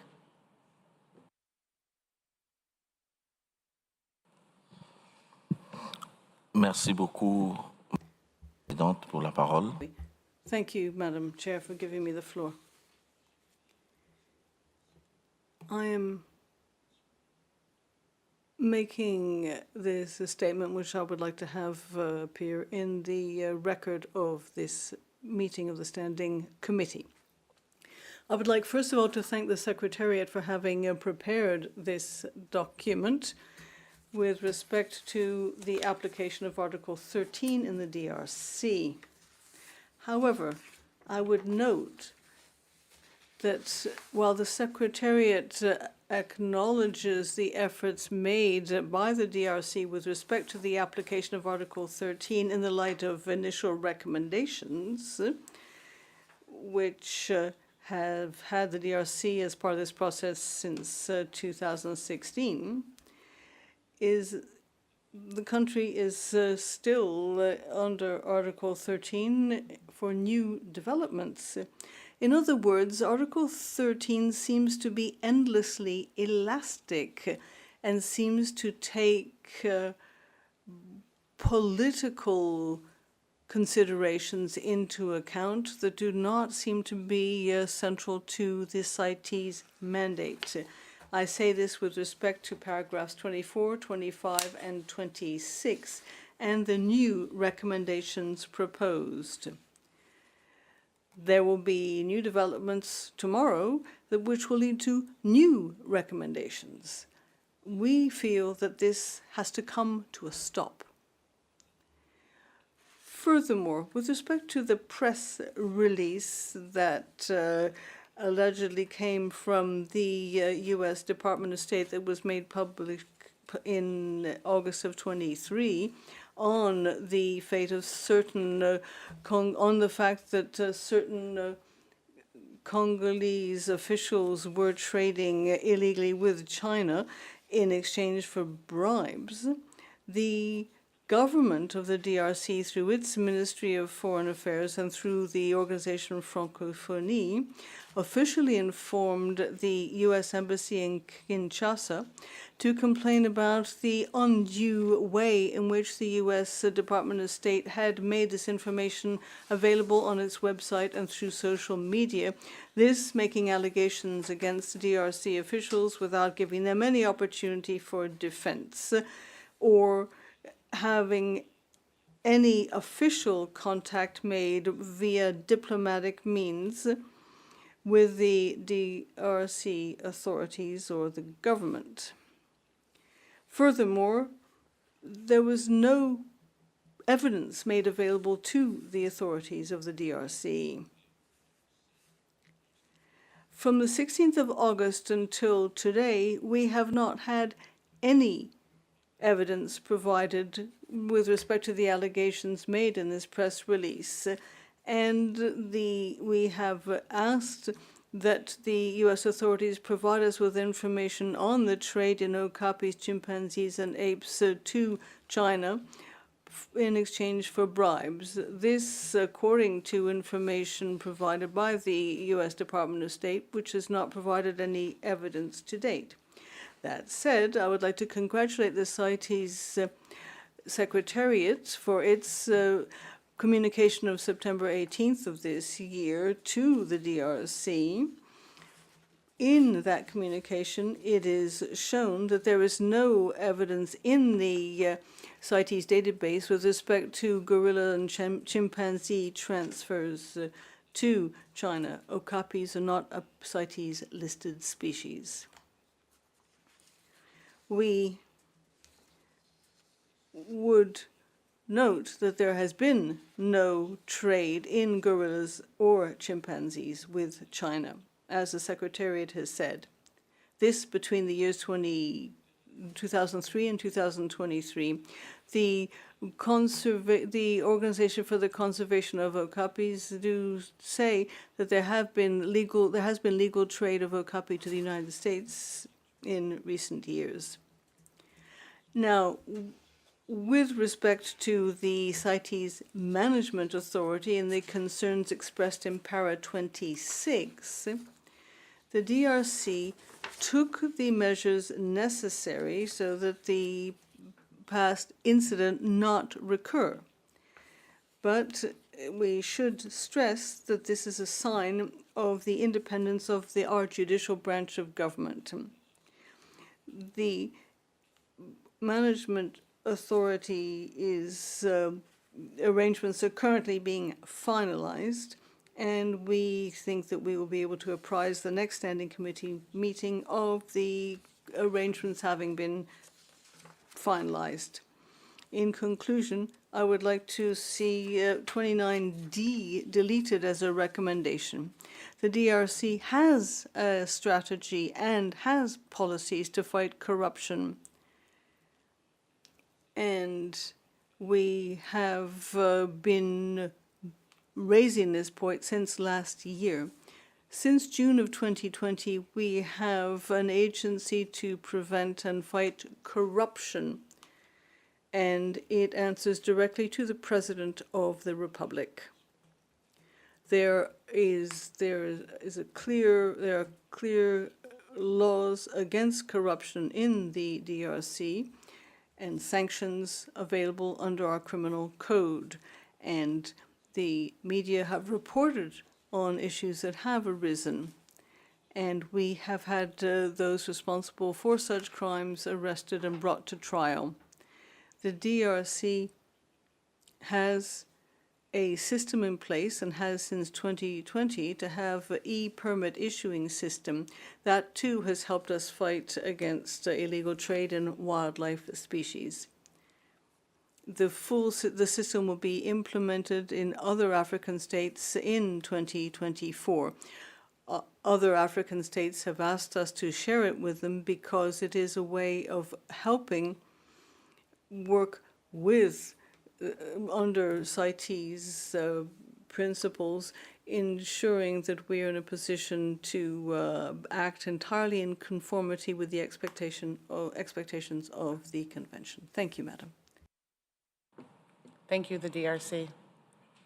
I now open the floor to the Standing Committee for comments on the document.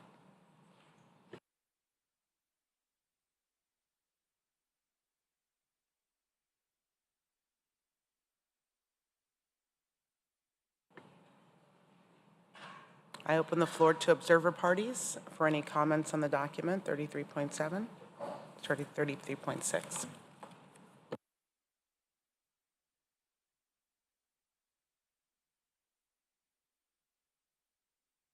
I give the floor to Belgium. Thank you, Madam Chair. And thanks to our colleague from the DRC for his explanation. From our side, we agree to the suggested recommendations from the CITES Secretariat. We had a request for clarification from the DRC on decisions taken, for example, as permits issued, if there were any, under the authority of the Minister of Environment. So there was a temporary change in the competent MA, and we were wondering if any information could be shared as to whether or not any permits were issued during that intermediate time, and if they are to be considered as valid or not. I think it's important that we are aware about this and know how to deal with such permits if there are any. Thank you.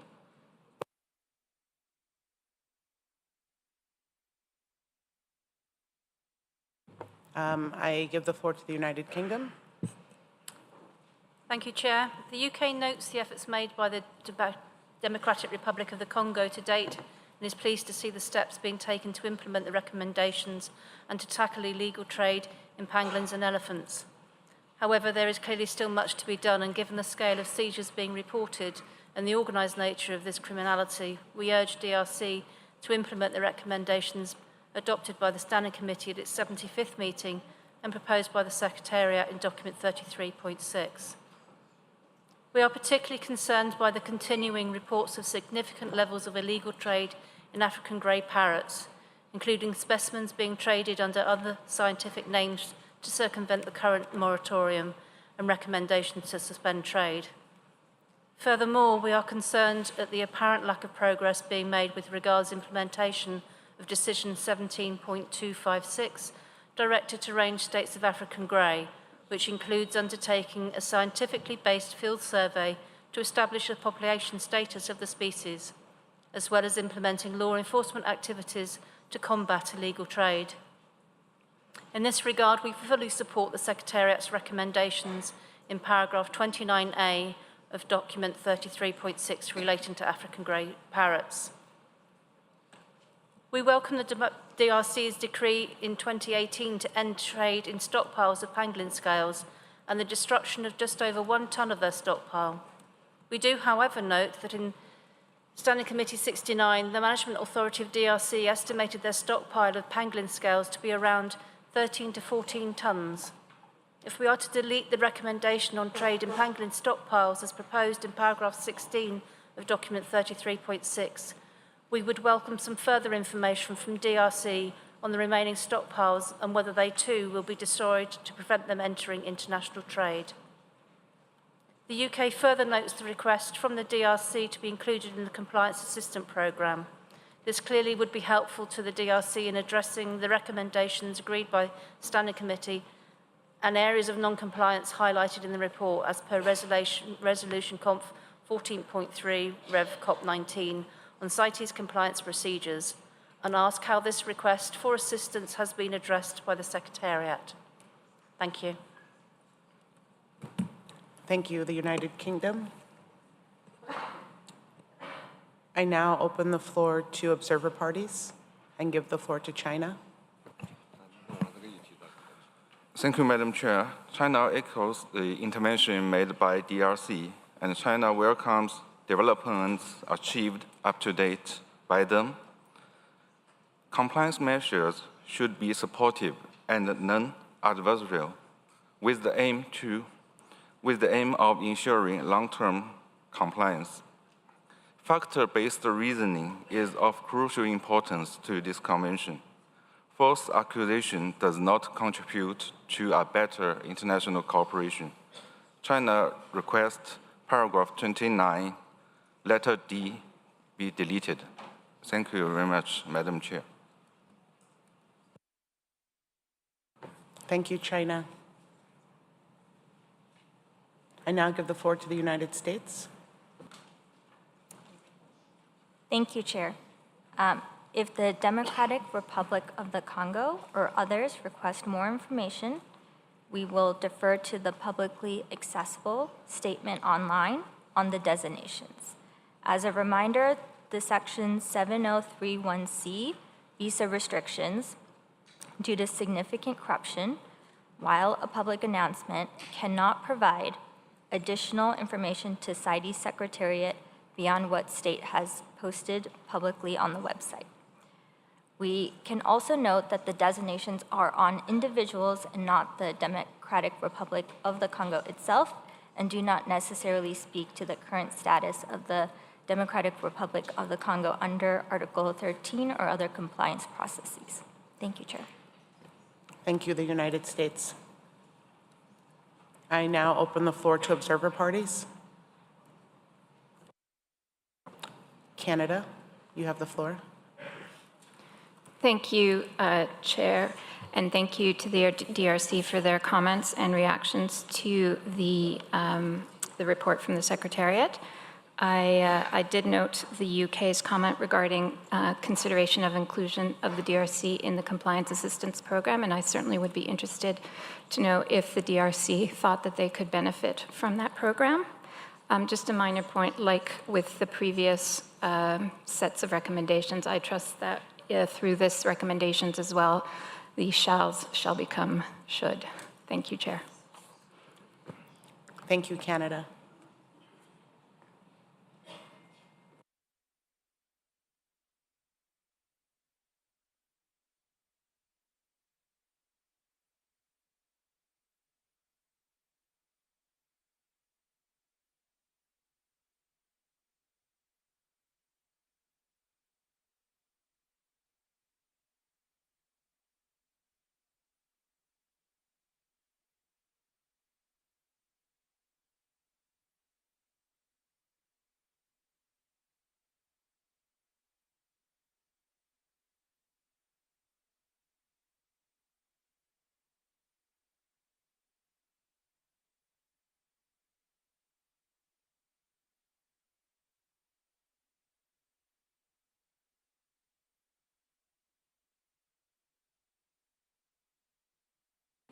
Okay, I will give the floor to the DRC to answer the questions that were proposed by Belgium and the United Kingdom.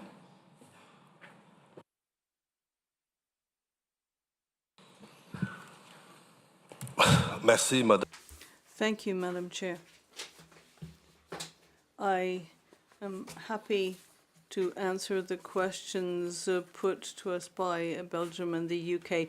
Belgium asked about permits issued during the period of transition that lasted a few weeks. That may have been reported by the Secretariat or the importing country, but as far as we know, the previous management authority and the current one did not have any overlap, and we don't have any information about the permits issued during this period. A request had been lodged with the Secretariat, but nothing was done with these requests for permits. Now, importing countries or the Secretariat might have some information on that. With respect to the Compliance Assistance Program, I think the report on the application of Article 13 did refer to a request for support with respect to CITES implementation. So the Compliance Assistance Program is not to be taken as something dictated by outside NGOs. We're talking here about a possible official request made by the DRC for support from the Compliance Assistance Program, and if that were to be the route, that would be helpful. There has been an initiative taken by African states who are introducing e-permitting systems, and they are indeed in need of assistance. So that is what we would say. And I think we are dealing here with issues that have come up at SC 69 and 70, and that were the result of statements that had been made by economic players active at the time, and that information that had not been verified in country. We are dealing with a vast territory. So we are dealing with property that is not state property. And we're talking about pangolin scales that were not stored in official sites. We had to see what was going on throughout the country. This was quite an undertaking. We tried to see what we could find out, but were unable to. We were surprised that some pangolin scales were seized outside the country in Vietnam and Singapore. That did surprise us. These were fraudulently exported from the DRC. And what we do not know is whether those scales were part of the stocks held by some agencies or operators. But there have, in any case, been some arrests made in the DRC, and those responsible for illegal trading are in prison. However, we are not really in a position to provide information on these pangolin scales, which we have not succeeded in tracing. One thing is clear: there is no legal trade in pangolin scales in the DRC. This since the government actually destroyed the stocks in 2018. Since then, there has been no trade in pangolin scales. Thank you.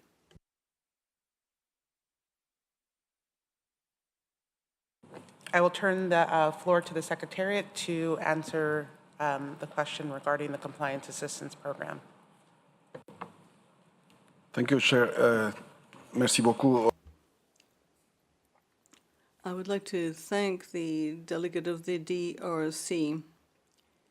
All Article 13 countries are privileged candidates to be part of the Compliance Assistance Program. Now, unfortunately, we do not have endless resources, but we would be very pleased to include the DRC in this program, and we certainly would be happy to talk this matter over with them. I would point out that almost all Article 13 countries become models for others, and the DRC is indeed already an example to its region for e-permitting. Cameroon is a model for forestry management in its region. That is one of the useful outcomes of this part of the convention, because we're in a position to identify best practice, which is helpful to neighboring states, fellow range states. Now, we would be happy to look at the Compliance Assistance Program with the DRC. Unfortunately, we have not been able to raise the funds that would be required, but we hope that there will be a more successful effort at fundraising in order to help the Democratic Republic of the Congo in the near future. Thank you, Madam. Thank you, Secretariat. I give the floor to Indonesia. Thank you, Madam Chair. Apologies for taking the floor very late as a party standing committee member. Some of our concern or comments are already answered, but we like to record our comments anyway, if it's allowed. First of all, Indonesia would like to commend the Secretariat for the report and for its hard work on this issue. Secondly, Indonesia would like to congratulate the DRC for its efforts in implementing the recommendations of the Standing Committee in general, as reflected at the Secretariat conclusion under Para 28.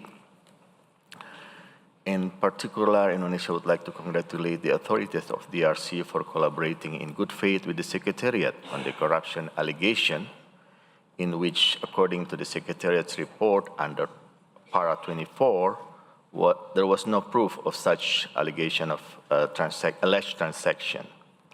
If I may read, paragraph 24 mentions that the Secretariat has consulted the CITES legal database and found no records of transactions from DRC to China for the mentioned species for the period of 2023 and 2003 to 2023. Hence, in that connection, I would like to record our request to seek a clarification from the Secretariat If the conclusion under para 24 and 25 seems to be positive, we wonder why the recommendation under para 29D seems to be not so positive, and seems to be in contradiction with 24 and 28. And apologies for the late comment intervention again, and we would like to, Indonesia stands ready to engage in the discussion on this issue. Thank you, Madam Chair. Thank you, Indonesia. I give the floor to Zambia. Thank you, Chair. First of all, I would like to commend the Standing Committee for the report presented on Congo. Zambia also wishes to acknowledge the strides and efforts made by the Democratic Republic of Congo in implementing the recommendations done by the Standing Committee. We appreciate the challenges being faced by Congo, which are similar to the ones we face as Zambia, being a source and transit country for illegal trade of wildlife. It is gratifying to see the DRC putting in measures to fight the illegal trade and corruption, which is perceived to be taking place in their country. It is from this background, I think, riding on what also Indonesia has said, is that I would like to request that paragraph 29D of Doc 33.6 be deleted, as we feel Congo has made strides in this matter. Thank you. Thank you, Zambia. I give the floor to the United States.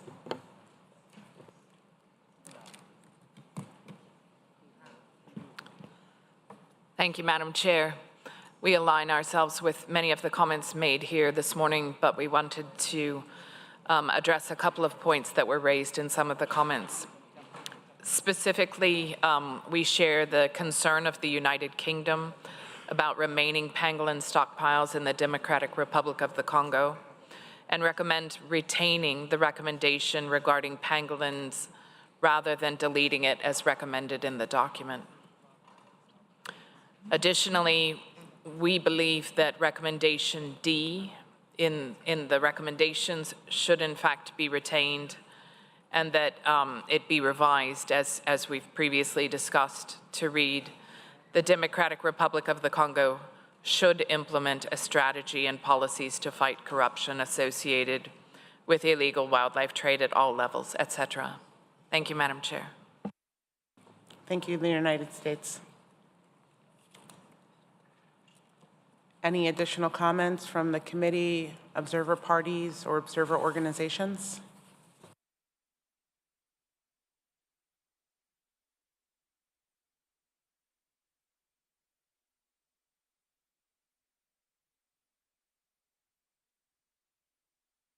I give the floor to the DRC. Madame la Présidente. Thank you, Madam. We'd like to come back to the U.S. proposal. That is that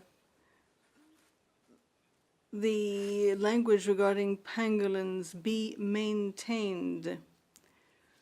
We think that this is the sign of unwarranted suspicions. We have invited the Secretariat to return to the DRC to see what has been done with respect to our CITES activities. This under the Article 13 recommendations made. It is possible to come and verify the situation in the field. So why should this stand when there is no sign of illegal trade? The Secretariat has established that there have been no permits signed since the pangolin scale stocks were destroyed. There has no trade in pangolin scales.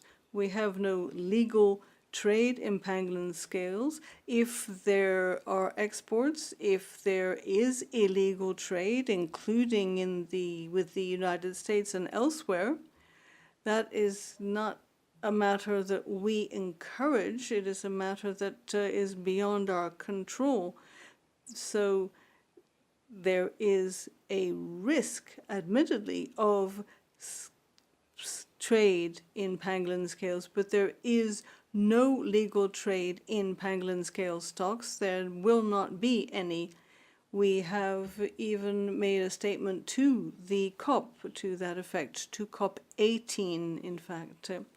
This with respect to our respect for the provisions of the convention.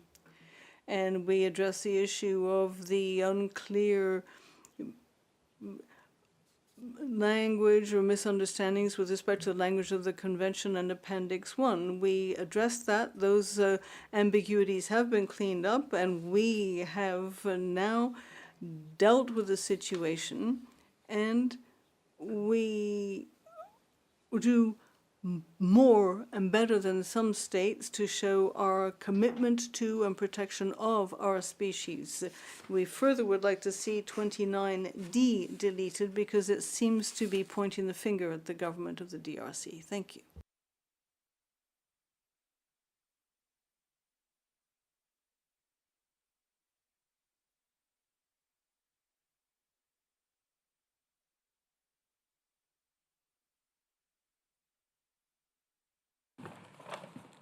I give the floor to World Parrot Trust. This intervention is made on behalf of the World Parrot Trust, WWF, Pan-African Sanctuary Alliance, Environmental Investigation Agency, I4, and Wildlife Impact.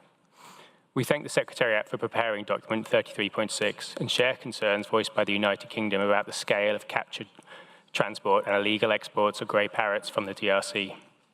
We recognise and commend the efforts being made by the ICCN and Environmental Coordination in DRC to address trade in grey parrots in Maniema province, and note that there have been 10 seizures involving over 300 parrots in the last 12 months, as well as capacity established to support the responsible management of parrots seized from trade. However, reports that over 20,000 grey parrots have passed through regional airports during this same period point to the scale of the problem and the very clear need for immediate and meaningful action. We strongly support the recommendations proposed by the Secretariat, particularly regarding the adoption of a regulatory act to implement the moratorium on exports of grey parrots and the implementation of a strategy to protect officials from undue pressure, obstruction, or threats.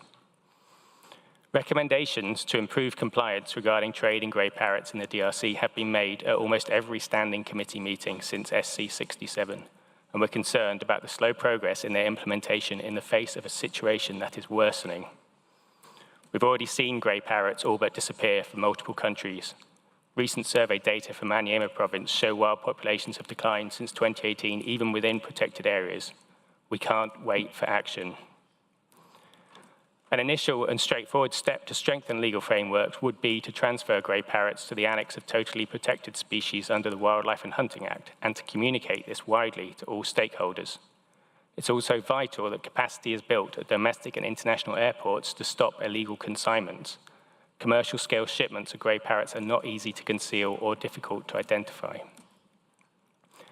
Seizures of grey parrots accompanied by permits for other CITES-listed birds indicate that the legal bird trade is used as cover for export of grey parrots. The immediate suspension of trade in all CITES-listed birds from the DRC would remove this route and assist in bringing the situation under control. The regulation of trade is not only the responsibility of source countries, and we urge CITES parties, particularly those that still allow imports of wild birds from the region, to implement measures to prevent illegal consignments entering their countries. And we'd also similarly encourage countries that choose to trade grey parrots under Source Code D that they are maximally vigilant regarding the potential for laundering of wild source parrots as purportedly captive bred, noting that the recent increase in trade in wild grey parrots has coincided with the registration of over 200 facilities across several countries and a trade which now involves several thousand specimens annually. Thank you. Thank you, World Parrot Trust. Any additional comments? It's pretty long.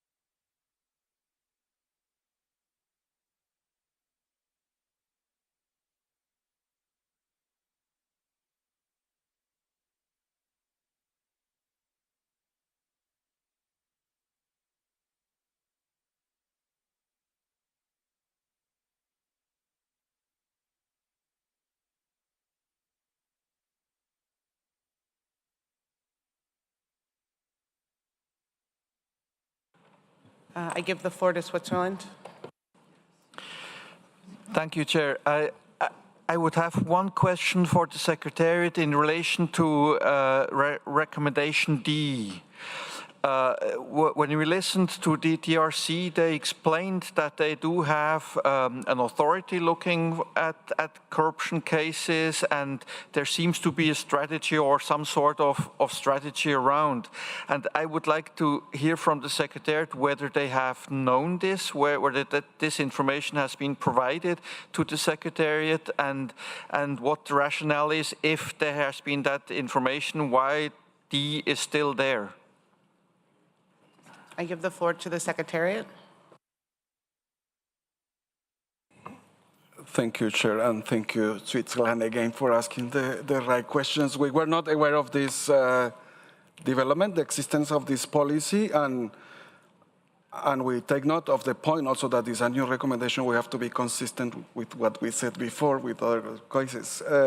So the Secretariat is ready to withdraw the recommendation in paragraph D, noting that there is already a strategy to fight corruption in place and an authority that is dealing with this issue. And we are happy to cooperate with DRC in monitor and assisting them in implementing that strategy and liaising with the competent authorities in the country and in the framework of the CAP program. Thank you very much. Thank you, Secretariat. And so I will drill down and ask the committee. There was a proposal about the not deleting the recommendation regarding trade in pangolins that was proposed at SC 75. That recommendation flags off authorized trade in specimens from stockpiles, and from the statement we heard from the representatives from the Democratic Republic of Congo, there's currently no trade whatsoever in pangolins, and so I am hesitant to propose including that recommendation in this document. Okay, so where we are now is seeing if the committee agrees to update and replace the recommendations adopted at SC 75 as outlined in Doc SC 77 33.6 with the revisions made by the Secretariat just now, with the deletion of paragraph D, with the replacement of all shalls to shoulds. Okay, great. I will also note the comments that were made on the floor and flag that the statement made by the Democratic Republic of the Congo will be included in the summary record. And with that, we have concluded item 33.6. And we move to agenda item 33.3, application of Article 13 in Bangladesh. I give the floor to the Secretariat. Thank you, Chair, and apologies, it's me again. I was trying to look at I would like to recognize Chiara, the photographer from EMB. I don't know if she's around, but when you are going to make interventions, please, she's the greater photographer of UN meetings. Thank you, Chiara, and please smile when you speaking on compliance issues, and she's taking photos. So the next item is document 33.3 on the application of Article 13 in Bangladesh. And I'm pleased to introduce that document, Madam Chair. As the committee knows, at the 75th meeting of the Standing Committee, it was agreed that the Secretariat should continue to keep close communication and strengthen his cooperation with Bangladesh. And to that end, the Secretariat sent a letter to the CITES Management Authority of Bangladesh on the 12th of January 2023, requesting information on these three following matters. First, what information can Bangladesh share in relation to imports of CITES listed birds authorized as non-CITES species? B, which trade controls are put in place by CITES authorities to ensure that the specimens of bird species are imported and reported in full compliance with CITES requirements. And C, what information can Bangladesh share in connection with the export of shark products to China via Myanmar from southeastern Bangladesh, which is reported to be taking place in a manner that is not compliant with CITES. So the questions are on birds and sharks. And I also say good afternoon to the colleagues from Bangladesh that were not able to travel, but I understand the permanent mission is here. They are following us on YouTube. With a view to increase the understanding and cooperation with Bangladesh, the Secretariat asked Bangladesh to consider inviting the CITES Secretariat for a technical mission. Bangladesh sent a letter on the 5th of March responding to the questions raised and extending an invitation to the Secretariat to conduct a technical mission to Bangladesh. I'm looking at my colleague Salehim, that he should be here with me, which took place from 27 May to 1st June this year. The Secretariat expresses its appreciation to the government of Bangladesh for the openness, transparency, and technical and logistical support provided in planning and coordinating the visit. The hospitality offered to the Secretariat during the mission was also highly appreciated. Thank you very much for that. During the mission, the Secretariat conducted field visits to the Customs House at Dhaka International Airport, National Botanical Garden, the Bawal National Park, the Bangabandhu Sheikh Mujib Safari Park in Wasipur, and 2 bird facilities importing birds, the Kashvi Enterprise and SA International. The Secretariat also visited the fish processing area around the fishery ghat in Chattogram. A detailed summary of the findings from the visits to these different places is presented in the document. For reasons of time, among all the information that we are sharing, that document 33.3, the Secretariat would like to invite the attention of the committee to one single incident.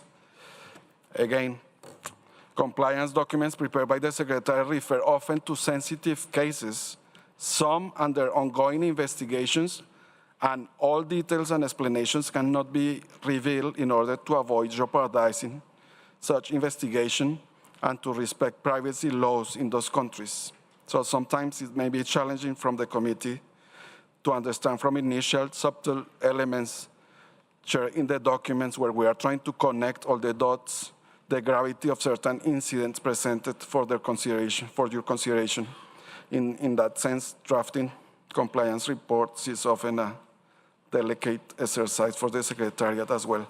Anyhow, 11 days before the Secretariat's visit, a consignment with several dozens of non-CITES listed birds and over 49 specimens of CITES species, non-declared or misdeclared, arrived at the International Airport of Dhaka from Belgium via Doha in an aircraft of the company Qatar Airways. In a hidden box, the inspector found 3 specimens of the species Anodorhynchus leari, the Lear's macaw, included in Appendix 1 in CITES. The 3 Lear macaws were seized and sent to a safari park in Wasipur. The Secretariat saw the 3 specimens alive during his visit and understand that a fine of over $60,000 was imposed on the offender under the Customs Act. After the fine was paid, the birds with valid non-objection certificates, which is the document issued by Bangladesh to allow the imports, were released to the offender, and the remaining birds were seized and put under the custody of the CITES Management Authority. The Secretariat was not made aware of any criminal sanction to the importer of those birds, nor to any other actor involved in the movement of these animals. It's important to recall that the Wildlife Act doesn't provide for penalties, including fines, nor arresting powers for the law enforcement officers. Recently, the Secretariat learned that from unofficial sources that the 3 seized specimens died from causes that have not yet been disclosed by the authorities. The disposal of confiscated specimens generally was one of the major concerns identified during the technical mission. The Secretariat's compliance assessment is provided in paragraph 42 to 46, including an attempt to describe the key factors that appear to undermine compliance in Bangladesh, notably legislative gaps, deficient CITES controls at ports of entry, transit, and exit, in particular control of air cargo, as well as control of mail parcels and container controls at seaports, absence of interconnected information systems, poor handling and disposal of seized specimens, weak national enforcement cooperation and coordination, lack of capacity to fight transnational organized wildlife crime, and the emerging trade with neighboring countries. In light of the above, the Standing Committee is invited to consider the recommendations in paragraph 47, including a suspension of commercial trade in specimens of CITES-listed birds from or to Bangladesh until the party fulfill the requirements mentioned in subparagraph A, Roman 1, 2, and 3. Thank you, Madam Chair. Thank you, Secretariat. I will give the floor now to Bangladesh.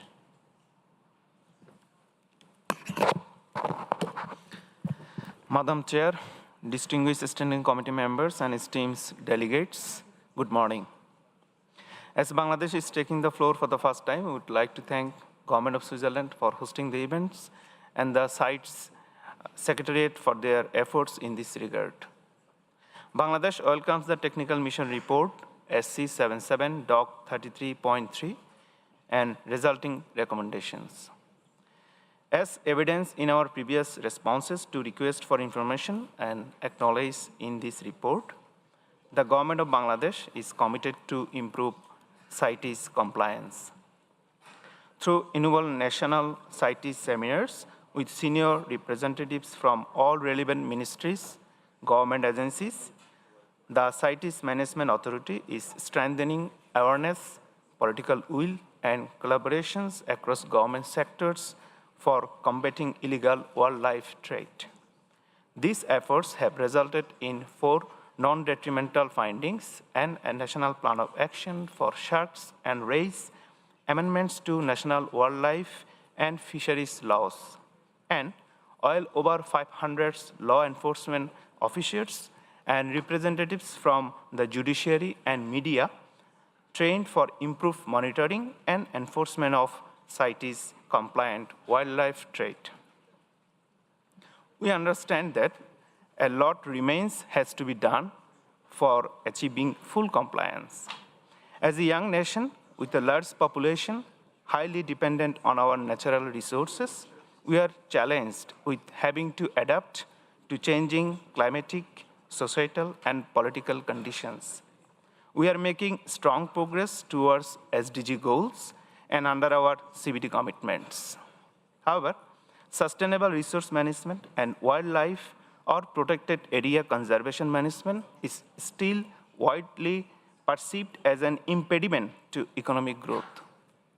As the guardians of Bangladesh natural heritage, the Ministry of Environment, Forest and Climate Change, and the Forest Department as our CITES Management Authority are often perceived as obstructors rather than progressive protectors. We accept the recommendations from the Secretariat, the Technical Mission Report, with detailed responses provided in the information document SC77 Info 21, submitted for consideration by the Standing Committee. Regarding paragraph number 47(1)A of the SC77 Doc 33.3, Bangladesh would like to propose a 6-month suspension of commercial trade in specimens of CITES-listed birds from or to Bangladesh until we are in a position to properly regulate and monitor trade in CITES-listed birds. To continue and strengthen our efforts towards CITES compliance, we request continued support from our government and non-government partners with the technical expertise and financial means. Bangladesh requests the guidance and technical support from the CITES Secretariat and its legal wing on implementing the recommendation to ensure the most recent CITES directives are addressed appropriately. Thank you. Thank you, Bangladesh. I will now open the floor to comments from Standing Committee members and give the floor to Brazil. Muchas gracias, señora presidenta. Thank you very much, Madam Chair, for giving me the floor once more. I will try and be, as Juan Carlos said, I'll try and speak and smile. So we thank the Secretariat for the preparation of this document 33.3, as is mentioned in paragraph 28 of the paragraph.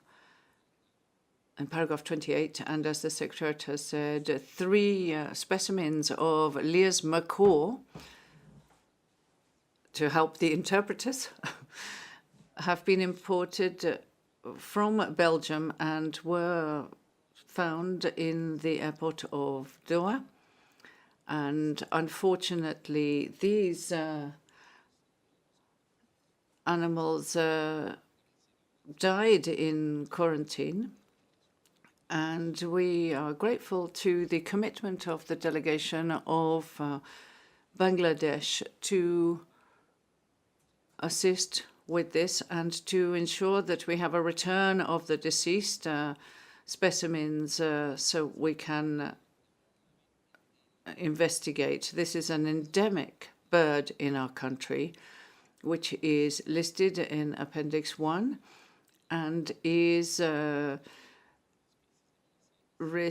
listed as threatened endangered species in our country's listings. To these specimens, we have other matters involving the same species, and these episodes provide clear evidence that the international routes and chains continue to go beyond our capacity of monitoring and surveying these species. And it strengthens once more the need to continue working on the implementation mechanisms of the Convention, not only in countries of origin, but also in countries of destination. So we thank the Secretariat once more for the preparation of this document, and we support the recommendations that have been made, in particular those which refer to the management of confiscated live specimens. Thank you. Thank you, Brazil. I now give the floor to Belgium. Thank you, Madam Chair.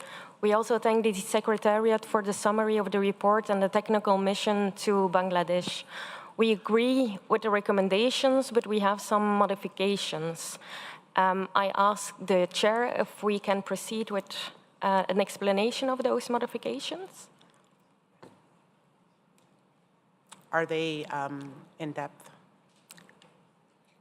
Medium? Medium, maybe. Can we hold them? We hold them for now? Hold them, yes. I open the floor to the United States. Thank you, Chair. We are speaking for the North America region. We thank the Secretariat for this document, and we share the concerns in the document regarding these issues. And we acknowledge Bangladesh's support for the recommendations, and we welcome their efforts to work with the Secretariat on these compliance matters. The North America region supports the recommendations as a whole, but like Belgium, we have several suggestions for wording changes in numerous places to anchor the recommendations in the articles and to focus on outcomes. And we can share those whenever is appropriate. Thank you. Thank you, North American region. I give the floor to New Zealand. Thank you. Oceania acknowledges that Bangladesh has taken initial steps towards a more effective regulation of trade in CITES-listed birds. We note that there are still many concerning challenges, including management and regulation of international transboundary trade in CITES-listed birds, effective enforcement of CITES, and the fight against the wildlife crime, as well as implementing legislation. On the basis of the information available, we support the Secretariat's recommendations, including the recommendation to suspend trade in CITES listed birds. We thank Bangladesh for their explanation and the recommendation to suspend trade in CITES listed birds for a period of 6 months. We recommend, as an alternative to this, that the trade suspension be until Standing Committee 78, at which time it can be reviewed by the Standing Committee. Thank you. Thank you, New Zealand. I open the floor to observer parties.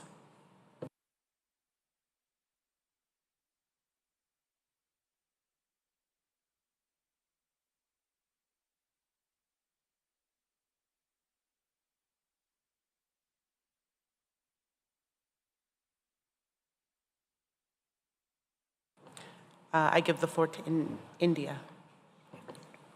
Thank you, Madam Chair. In the document, the Secretariat has highlighted the importance for the neighboring countries to cooperate with Bangladesh to ensure the effective implementation of the Convention and achieve compliance at sub-regional level. India would like to mention that India and Bangladesh both are members of South Asian Wildlife Enforcement Network, SAWEN, which provides platform for such cooperation. We would also like to assure full cooperation with Bangladesh to ensure effective implementation of the Convention in line with our recently amended Wildlife Protection Act 1972. Further, India has bilateral MOUs with Bangladesh on conservation of Sundarbans and tigers, which provide for exploring the possibility of implementing conservation and protection efforts, sharing relevant information between the concerned officials of both countries, and execution of patrolling exercises by the forest and other relevant officials of both the parties along the respective borders to prevent poaching or smuggling of derivatives from wildlife, among other, in order to contribute to strengthening the management of Sundarbans across two countries. Thank you, Madam Chair. Thank you, India. I now give the floor to Canada. Thank you, Chair. Canada would like to thank the Secretariat for the preparation of this document and for the information that was provided in there that clearly identifies some significant concerns with the trade in Bangladesh. We also appreciate the comments made by Bangladesh here and in their information document and their expressed commitment to addressing some of these issues, as well as their explanation of some of the challenges they face. With regard to the recommendations, as stated by the North American region, Canada supports the intent of all of these recommendations. We would support amending these recommendations to anchor them in the articles of the Convention, notably Article 8 on measures to be taken by parties, and that would provide us an opportunity to ensure we meet some of the guidance in Resolution 14.3 and paragraph 23 of that resolution in particular. We would also support amendments to the recommendations, again, to ensure that supportive approach to achieving compliance through ensuring that the prescriptive measures are grounded in measures that Bangladesh feels comfortable that they can achieve. Regarding the comment from Bangladesh asking for a 6-month suspension of trade, Canada would prefer the recommendation as it's written, which is to suspend commercial trade in the CITES listed birds until such times as certain actions are achieved. However, if Bangladesh feels that they are able to achieve those actions within the 6 months, Canada would support the Standing Committee considering any updated report by Bangladesh via an intersessional process. Thank you, Chair. Thank you, Canada. I give the floor now to China. Thank you, Madam Chair. China notes this document prepared by the Secretariat and the information document 21 prepared by Bangladesh, where Bangladesh showed very clear willingness to achieve the compliance. We support the proposed way forward by Bangladesh to set up a 6-month voluntary moratorium on the trade in question. Thank you very much. Thank you, China. I now open the floor to observer organizations.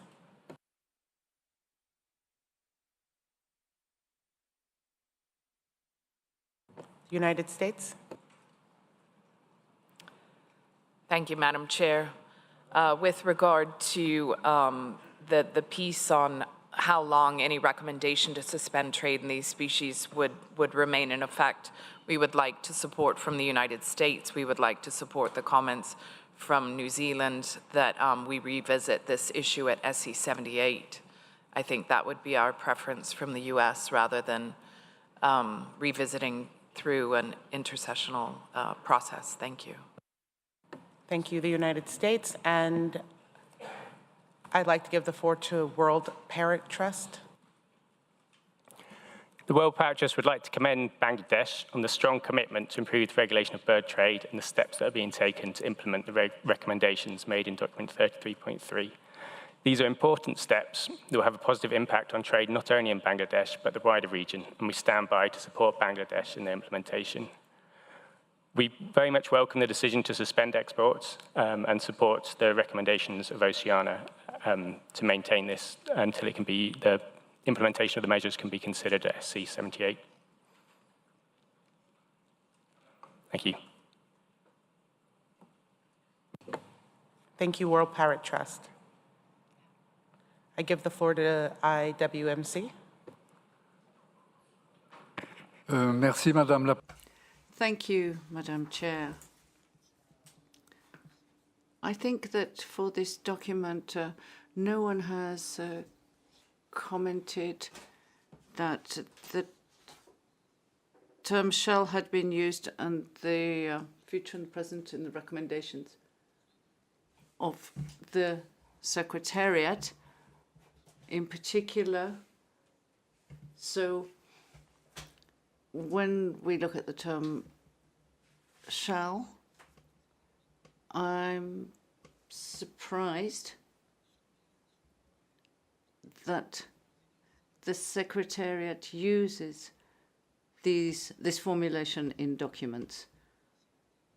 With my seniority and time in CITES, we cannot take decisions or adopt decisions or sanctions addressed to the parties, but it can make recommendations only in accordance with the texts of the Convention.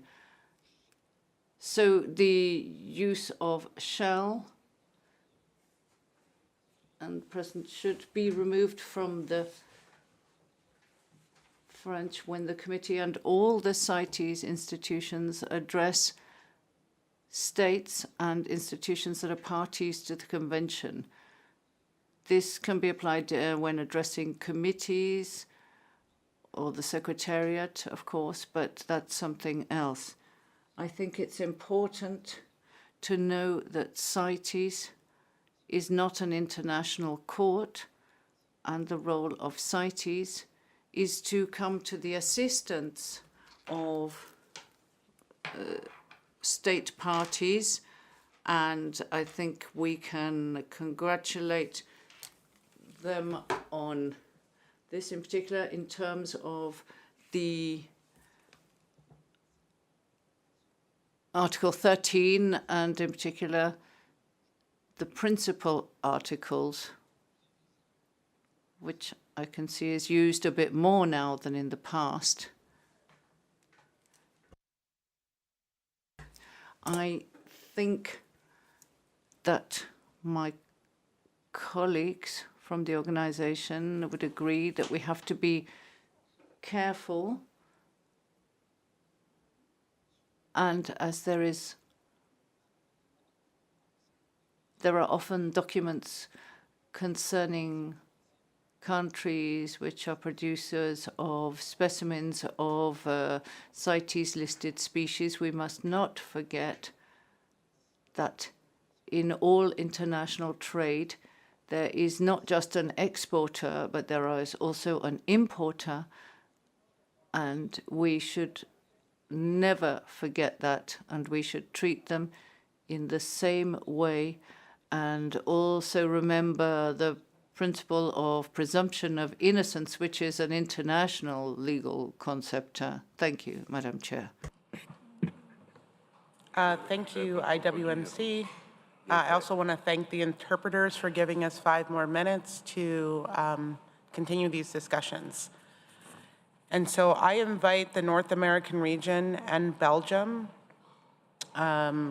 to produce an in-session document with agreed upon edits, taking into account the consideration, the comments made by New Zealand regarding the timing and length of the recommendation to suspend trade, as well as the comments made by Bangladesh about the length of the recommendation to suspend trade, and send that to the Secretariat so that it could be provided as an in-session document so that all of the Standing Committee can see the edits and we can take this agenda item up later on in the meeting.